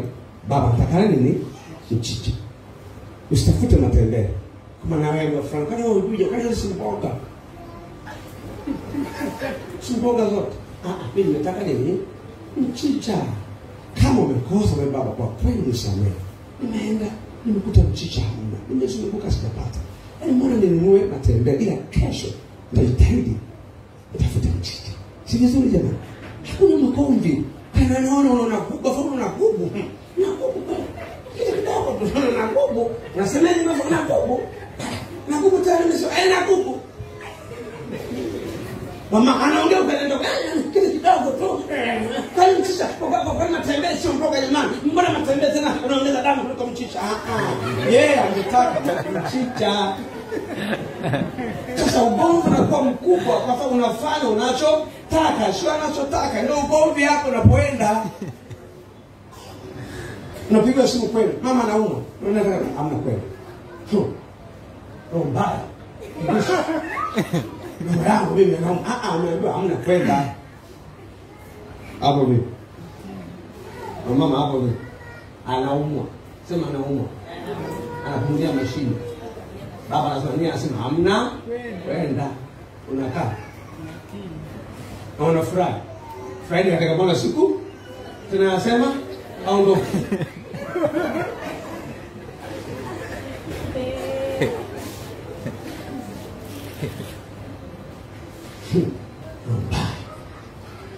Stori wajibu. Mwingine ndo anafunga kabisa mizigo na kutaka pote ya pote kama ndoa na hivi. Yaani ndoa hivi kwa sababu ya mama. Akikataa nenda kwa nani? Mungu. Nimemuomba amekataa. Namkiri kuna kitu kienda utakuta njiani huko utakufa. Mungu anakuepusha ingawa ni jambo la hatari. Amen. Sianze kuchukia kwa Mungu kuna wakati yani napoongea kwa mambo ya wanaume nataka uone kwamba Mungu ndio Bwana wetu. Amen. Sisi ni mabibi harusi wa nani? Sasa atufanye unapotaka. No, mimi sitaki nguo hiyo na mimi unamvalia nani? Amen. Kwa ni muhimu tujifunze, fanya anachotaka Bwana wako, sio unachotaka wewe. Hata kama ukipendi basi nenda taratibu kwa kweli hiki yani toa sababu za unyenyekevu. Sasa ndio tunakosana na Mungu hapo. Baba anataka hiki, sisi tunataka hiki. Tunapishana naye. Lakini mwanamke binti Sayuni mnyenyekevu kwa Kristo ni yule ambaye Mungu anafanya kile Mungu anataka. Hata kama umechoka, unasema mwanangu amka uombe. Anajua sasa hivi wewe amka uombe. Anajua atakutia nguvu. Wewe amka tu, ripa saka. Hata kama unasinzia lakini umeamka. Anajua baba ametii. Kumbe kuna kitu Mungu anataka kuepusha. Si kwamba yeye ni katili. Haiko kama unatakiwa ulale sahihi. Anajua umechoka lakini anataka ufanye. Na kuna kitu anajua kitafanyika. Kupitia wewe pigia Yesu makofi. Bwana Yesu asifiwe. Neno namba 5, neema ya kutoa. Neema ya kutoa. Namba 5, neema ya kutoa. Wakorintho wa 2:8-1-3. Tuone neema ya kutoa. Pia kutoa kuna neema. Sema uombe neema ya kutoa. Bila hivyo nakuambia utakosana na Mungu. Neema ya kutoa. Tuone watu hawa walifanyaje. Wakorintho wa 2:1-3. Fungua Biblia yako hapo tukasome. Sura ya 8 mstari wa 1 hadi wa 3. Kitabu cha Wakorintho wa 2. Biblia inasema, tena ndugu zetu tuwataarifu habari ya neema ya Mungu. Unasikia habari ya nini? Ya neema ya Mungu. Waliopewa makanisa ya Makedonia. Kumbe sio wote. Makanisa ya Makedonia wamepewa neema ya nini? Endelea sikia. Maana walipokuwa wakijaribiwa kwa dhiki nyingi, wingi wa furaha yao na umaskini wao uliokuwa mwingi uliwaongezea utajiri wa ukarimu wao. Maana nawashuhudia kwamba kwa uwezo wao na zaidi ya uwezo wao, kwa hiari yao wenyewe walitoa vitu vyao. Haleluya. Bwana sifiwe. Kwa uwezo. Tena na waarifu habari ya neema ya Mungu waliopewa makanisa ya Makedonia. Kumbe ni neema hao walipewa kwa kadiri ya wingi wa ziki zao, wa wingi wa matatizo yao, wa wingi wa shida zao. Walitoa na zaidi ya kutoa. Nini kiwafanya watu hao Makedonia watoe? Walipewa neema. Neema ya kutoa. Sema neema ya kutoa haiangalii wingi wa vitu ulivyo navyo. Neema ya kutoa kutoa haiangalii wingi wa vitu vinavyo. Haisemi watu wamekodolea kwa ni matajiri. Anasema kwa kadri ya wingi wa utajiri wao na ziki zao na umasikini wao walitoa na zaidi ya kutoa. Amen. Sasa watu matajiri, watu mabaili duniani. Kama kuna matajiri 10, mmoja anaenda kana moyo. Lakini matajiri wanajua kutoa hela ngumu. Ni wabaili hata maskini wanoto. Tajiri mpaka atwende hapo na kuambia na hapo umeongea na kuongea. Lakini angalia kanisa la Makedonia. Nataka kanisa la wana wa Zayuni mahali hapa liwe kama kanisa la Makedonia. Tutoe na zaidi ya kutoa. Wingi wetu hautufanye wala tuna vitu. Unaposikia kutoa mwelekeza Mungu. Unaposikia kutoa kusaidia yatima na maskini. Sio kwa sababu tuko navyo. Ni neema, sema neema. Omba Bwana akupe neema. Nitakufungulia milango. Wapeni watu vitu nani mtapewa. Kipimo cha kujaa na kushindiliwa. Hili kanisa la Makedonia lilikuja kubarikiwa isivyo kawaida. Maana ndio siri ya kupokea. Hakuna muujiza. Rika shando raba. Bwana anasema hakuna Bwana anasema unafanikiwa. Unafanikiwa toba ufanikiwe. Hataki. Bwana anasema raba shaka utanunua ndege. Sawa, ndege inatokea ifikeje? Mchungaji yeye unasema mchange. Si ndio? Mchange. Tumne mchungaji gani? Si ndio? Alafu mimi sema baba sema raba shanda pokea gari. Bwana wewe kupokea mchungaji wetu mchanga. Washirika pokea majumba. Njia ile kabisa tuchangiane tuanze kwa mchungaji, tuchangie kwa mzee, mdogo kwa shemasi tutapata wote magari. Sio jamani? Kama wewe tumechanga umepata gari, mbona mimi unasema sisi? Mbona neema hiyo wewe uko nayo? Neema si inatoka juu jamaa. Upako unatoka wapi? Ndefu kwa nani? Unafanya nini? Sasa wewe ndefu ni huko juu wewe tunakuchangia nini na tunakujenga. Wewe sisi unasema pokea.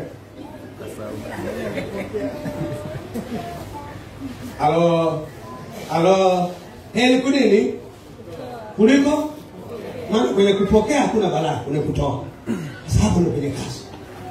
Sasa bila kuomba neema hii neema inaombwa. Bwana unipe neema ya kukutolea kwa moyo wa kupenda. Amen. Maana ndiko kwenye baraka zako. Sasa bila kuwa na neema hii, wangelikuwa watu hao ni matajiri, tungeza kwa sababu ni matajiri. Neema Mungu. Kwa hiyo anasema maana walipokuwa wakijaribiwa kwa dhiki nyingi, wingi wa furaha yao na umasikini wao uliokuwa mwingi uliwaongezea utajiri wa ukarimu wao. Haleluya. Uliwaongezea utajiri wa ukarimu wao. Kumbe utajiri uliongezeka kwa wingi wa ukarimu wao. Mwanamke wa Sarepta, vipi ungekuwa ndio wewe leo? Mchungaji anafika kwako. Mchungaji, umebaki hapa tumia mtoto wangu. Wewe pika kwanza nile mtumishi wa Bwana. Naanza sasa angalia shetani. Hivi ana huruma anasema nini na mtoto wangu? Ndio hiki kimebaki hiki. Alipungukiwa. Wakati ya wingi maskini wao, uliwaongezea ukarimu wao, uliwaongezea utajiri wao. Kwa nini walikuwa sio Biblia yako sinasema hivyo? Hasa sio kwa sababu na dhiki Mungu hataki wewe ukani Mungu aliko wewe sio. Ndio si mchanga. Hapo na sikiza. Baa ndio wanachanga. Anikwenda mbinguni gharama, kwenda jehanamu gharama. Amtaki. Nasema kwenda mbinguni gharama. Kwenda jehanamu? Kwani kile bao unapewa kule. Bure. Sio. Ukikataa kutoa sadaka huku na sehemu utatoa. Maana jehanamu naenda kwa gharama zako. Mbinguni hamna kwa kweli. Sasa wewe chagua unataka uende wapi? Mungu anachagua unataka uende wapi? Mbinguni gharama. Jehanamu kwenda gharama. Mimi nimeamua kulipa gharama kwenda mbinguni. Mimi nimeamua kulipa gharama mbinguni. Bwana asifiwe. Kama ni nguo unaenda kununua na wewe kwa hela zako, ikupeleke jehanamu. Kama ni lipstick si vipodozi, unanunua kwa hela zako mwenyewe. Kama ni mmoja kama mbaba ananiambia mimi nimepeleka mmoja badili tu mmoja basi sigombani na mtu. Ile chukua tu mmoja pa. Nikimaliza naenda kulala pa. Unasema hamna shida wewe endelea. Bwana asifiwe. Bwana asifiwe. Kanisa Bwana asifiwe. Kanisa Bwana asifiwe. Kanisa Bwana asifiwe. Kanisa Bwana asifiwe. Biashara kutoa, tunatakiwa na hiyo neema. Anasema kwa wingi wa furaha, yani anafanya kwa moyo. Ni kweli kabisa. Mungu anajua kilichoko nyumbani kwako ndio hicho. Unamtolea Bwana kwa moyo wa kupenda. Hiki ndicho Mungu anakiona. Hicho Mungu utaona baraka na hautapungukiwa tukianza kupewa neema ya kutoa ya makanisa ya Makedonia. Hebu tusome pia andiko lingine. Hii ni uwezo wa kutoa vitu, maisha, chochote kwa wengine bila kujali nafasi yako mwenyewe. Hii ni uwezo wa kutoa vitu, maisha, chochote kwa wengine bila kujali nafasi yako mwenyewe. Bila kujali nafsi yako, bila kujali nafsi yako mwenyewe. Kujifunza kwa Mungu neema ya utoaji. Ina faida kubwa kwa wengine, kwa binafsi, lakini pia katika kukua kwa ufalme wa Mungu. Tutakapoanza kutoa ni muhimu tujifunze. Wewe hauwezi kwenda kuhubiri. Tumesema wiki ijayo tunaenda kuhubiri. Amen. Msiwezi kwenda, lakini unaweza kuwapeleka watu. Amen. Bwana asifiwe sana. Mimi sina mpango wa kwenda, labda nina kazi, lakini natoa hii kwa ajili ya wanaotaka kwenda. Amen. Wapate maji njiani. Huu ndio utumishi. Amen.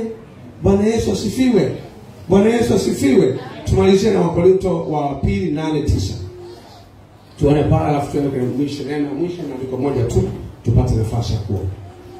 Wakorinto wa pili sura ya 8 na mstari wa 9. Maana mmejua neema ya Bwana wetu Yesu Kristo. Ndio. Jinsi alivyokuwa maskini kwa ajili yenu, ingawa alikuwa tajiri.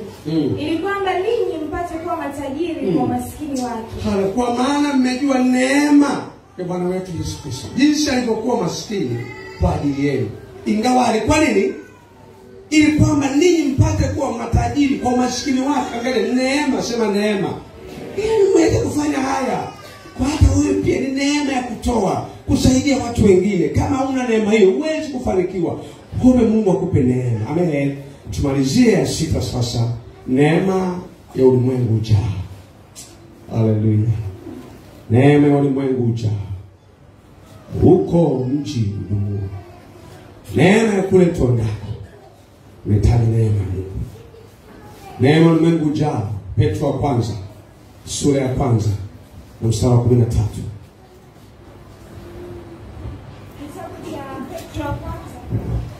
Kitabu cha Petro wa kwanza sura ya kwanza na mstari wa 13. Biblia inasema, kwa hiyo vifungeni viuno vya nia zenu na kuwa na kiasi, mkitumainia kwa utimilifu ile neema mtakayoletewa katika ufunuo wake Yesu Kristo. Bwana sasa. Yako mambo mengi tusiyojua ambayo tutapewa tukifika kule ng'ambo Kristo atakaporudi. Naomba neema ya kuwekea ulimwengu ujao. Bila neema Mungu hawezi kuingia mbinguni. Unahitaji neema mpendwa. Neema kutana aliyekuumba. Neema ya kufikisha ng'ambo. Kuna maisha baada ya maisha haya. Kuna sehemu tunaenda. Tusimame. Tazama neema hii itakuongoza. Neema hii ya ulimwengu ujao. Alafu tena neema ya utoaji. Itakuongoza kwenye hizi neema. Alafu itakuachia uombe. Simama jiachilie. Nataka tumwabudu Mungu alafu tukaombe. Tukaombe neema hii. Roho Mtakatifu afanye kitu kwenye maisha yako. Afanye kitu kwenye maisha yako. Iko neema ya Mungu ya kusaidia kwenda ng'ambo ya pili. Bwana kuwezesha kuishi maisha haya. Huko maisha baada ya maisha haya. Nataka wote tusimame alafu jiachilie kwa Bwana. Wimbo taratibu utakwenda kuongoza maombi. Haleluya. Wangapi wako tayari kuomba? Uko tayari kumuita Bwana kwa habari ya neema? Nasema neema yote. Neema yote. Neema yote. Tumeona Bwana anasema neema yote. Neema juu ya neema. Tumeona aina nyingi ya neema ziko nyingi. Mimi nimeongelea 6 tu. 6 tu. Lakini ziko aina nyingi ya neema. Raha pashaka. Fumba macho yako. Nyosha mikono yako juu. Ribo shantara. Zikete. Neema. Ribo shakata. Na rehema. Rapa pasukiti. Abudu Bwana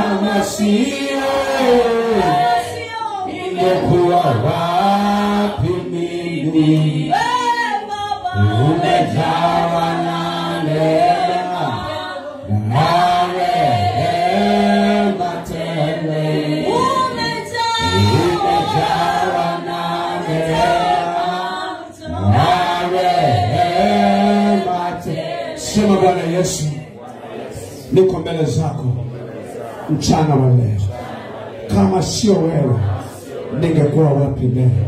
Nami nimetambua si kwa uwezo wangu, si kwa nguvu zangu, si kwa wema wangu, ni kwa neema yako nimeokolewa, ni kwa neema yako nimekombolewa.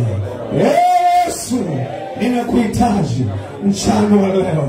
Unijalie neema ya ulimwengu ujao, unijalie neema ya kuingia mbinguni. Nahitaji neema yako, nahitaji neema yako, nahitaji huruma zako, nahitaji neema zako. Nisaidie Bwana, nipe neema, nipe neema na kumaliza salama, na kumaliza salama. Nenda kamwombe Mungu neema kumaliza salama. Omba Mungu akupe neema katika jina la Yesu. Mwambie Yesu, nahitaji neema, nisaidie Bwana, nahitaji neema kumaliza salama, nahitaji neema kumaliza salama. Omba neema hii, neema ya ulimwengu ujao. Bila neema hii hauwezi. Mwambie Yesu, nakuhitaji, Yesu nakuhitaji, Yesu nakuhitaji. Sio rahisi kupita katika dunia hii. Nahitaji neema ya Bwana ya kuishi maisha matakatifu.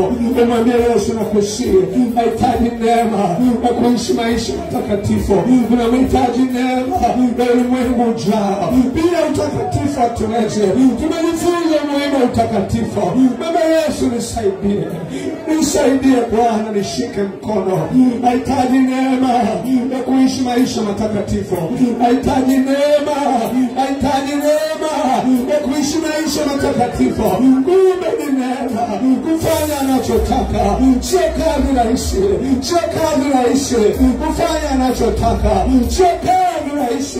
Muombe Bwana neema, muombe Bwana neema, muombe Bwana neema, muombe Bwana neema, muombe Bwana neema, muombe Bwana neema ya kuishi maisha matakatifu. Muombe Bwana neema, muombe Yesu, nisaidie neema utakatifu, neema kutembea kwenye utakatifu.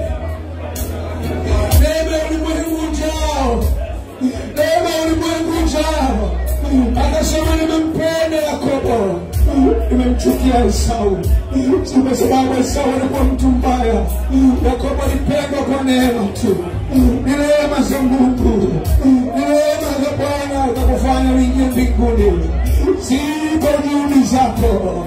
Si kwa juhudi zako. Utaweza kushinda dhambi. Utaweza kushinda adui. Ni neema za Bwana. Ni huruma za Bwana. Unamhitaji Yesu. Unamhitaji Yesu. Unamhitaji Yesu akusaidie. Unamhitaji Bwana akusaidie. Bwana akupe neema ya kuingia ule mji. Bwana akupe neema ya kuingia kwenye lango. Lango lile ni nyembamba, limesongwa, nani waweza kuiona? Anasema wao ni wachache. Wengi wanatamani kuingia hawawezi. Wengi wanatamani kuingia hawataweza. Anasema wengi watatamani kuingia wasiweze. Maana njia ile ni nyembamba, imesongwa na majaribu. Bwana akupe neema ya kupita. Bwana akupe neema ya kupita katika hiyo njia nyembamba. Tuombe neema ya kupita katika hiyo njia nyembamba. Tuombe neema ya kupita katika hiyo njia nyembamba. Omba neema ya kupita. Omba neema ya kupita katika njia nyembamba. Omba neema ya kupita. Omba neema ya kupita. Omba neema ya kupita. Tusaidie. Tusaidie Bwana, tusaidie. Tusaidie Bwana, tusaidie. Anasema wengi watatamani kuingia wasiweze. Wengi watatamani kuingia wasiweze. Mwanamke inua mdomo wako sema, ninashangaa wewe kumwambia Yesu kusaidie. Mwambie Yesu nisaidie neema kukupenda. Nisaidie neema ya kuishi maisha matakatifu. Nisaidie neema ya kupita kwenye mambo magumu. Nipe neema Yesu nisaidie. Nimeongelea neema, nimeongelea neema. Nimeongelea neema, nimeongelea neema. Mwambie Yesu nisaidie. Nahitaji kukupendeza wewe. Nahitaji kuingia mbinguni. Yesu nisaidie. Yesu nisaidie. Yesu nisaidie. Nijalie neema ya Bwana ya kutembea na wewe. Neema ya Bwana ya kutembea na wewe. Yesu. Neema kuendelea mbele. Neema ya kutembea katika utakatifu. Neema ya madirisho. Neema kuendelea mbele. Tunahitaji neema kanisa. Tunahitaji neema kanisa. Tunahitaji neema kanisa. Tunahitaji neema kanisa. Ni neema za Bwana, ni huruma za Bwana. Ya kutuangamia, ni huruma za Bwana. Ya kukuvusha katika majaribu, kukuvusha katika mauti, kukuvusha katika shida. Ni neema za Bwana, huruma za Bwana. Neema za Bwana, huruma za Bwana. Neema ya kuendelea mbele. Bwana kujalie neema. Bwana kujalie neema. Bwana kujalie neema. Katika jina la Yesu, tuko mbele zako Bwana. Inaishi udipule. Mungu abali upendeleo. Usiokuwa na sababu. Usipelie upendeleo Bwana. Utupe neema ya kumaliza mwendo salama. Utupe neema ya majina yetu kuandikwa kwenye kitabu cha uzima. Si kwa uwezo wala kwa nguvu zetu. Utujalie neema ya kushinda dhambi. Utujalie neema ya kuvuka vikwazo. Utujalie neema ya Bwana. Yachilie kwa mama huyo. Yachilie kwa baba huyo. Yachilie kwa binti huyo. Neema ya kuvuka upite. Neema ya kuvuka upite. Ujana leo nao anahitaji neema. Maana njia vijana imesonga. Unahitaji neema ya kuvuka salama kipindi cha ujana. Ya kuvuka salama katika ndoa. Ya kuvuka salama. Neema. Neema.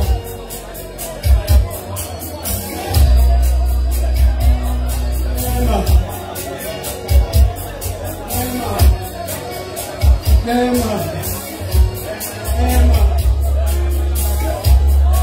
Neema. Neema kuendelea. Neema utumishi. Wakaondoa neema. Wakaondoa neema Paulo na Barnaba. Yesu neema ya kutumikia. Neema ya kuhubiri kweli.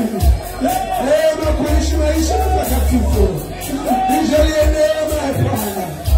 Wakaondoa neema kumtumikia Mungu. Nijalie neema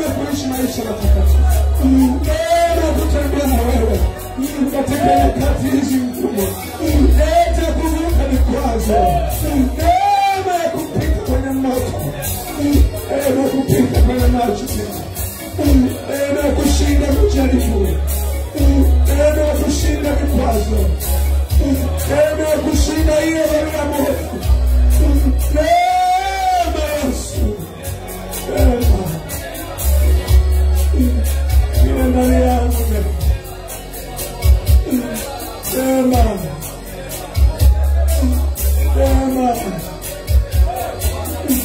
Neema. Bwana akupe neema ya kufanikiwa katika biashara, katika kazi yako. Bwana akupe neema ya kupokea vitu kutoka kwa Mungu. Mungu akupe neema kwa kila kazi, katika huduma wepewa na Bwana. Neema Mungu kukalia juu yako. Neema juu ya neema. Neema juu ya neema.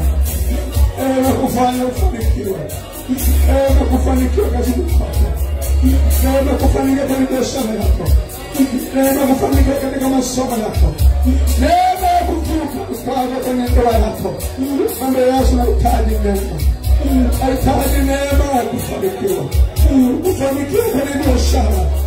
Kufanikiwa kwenye kazi, ukapokea vitu usivyostahili.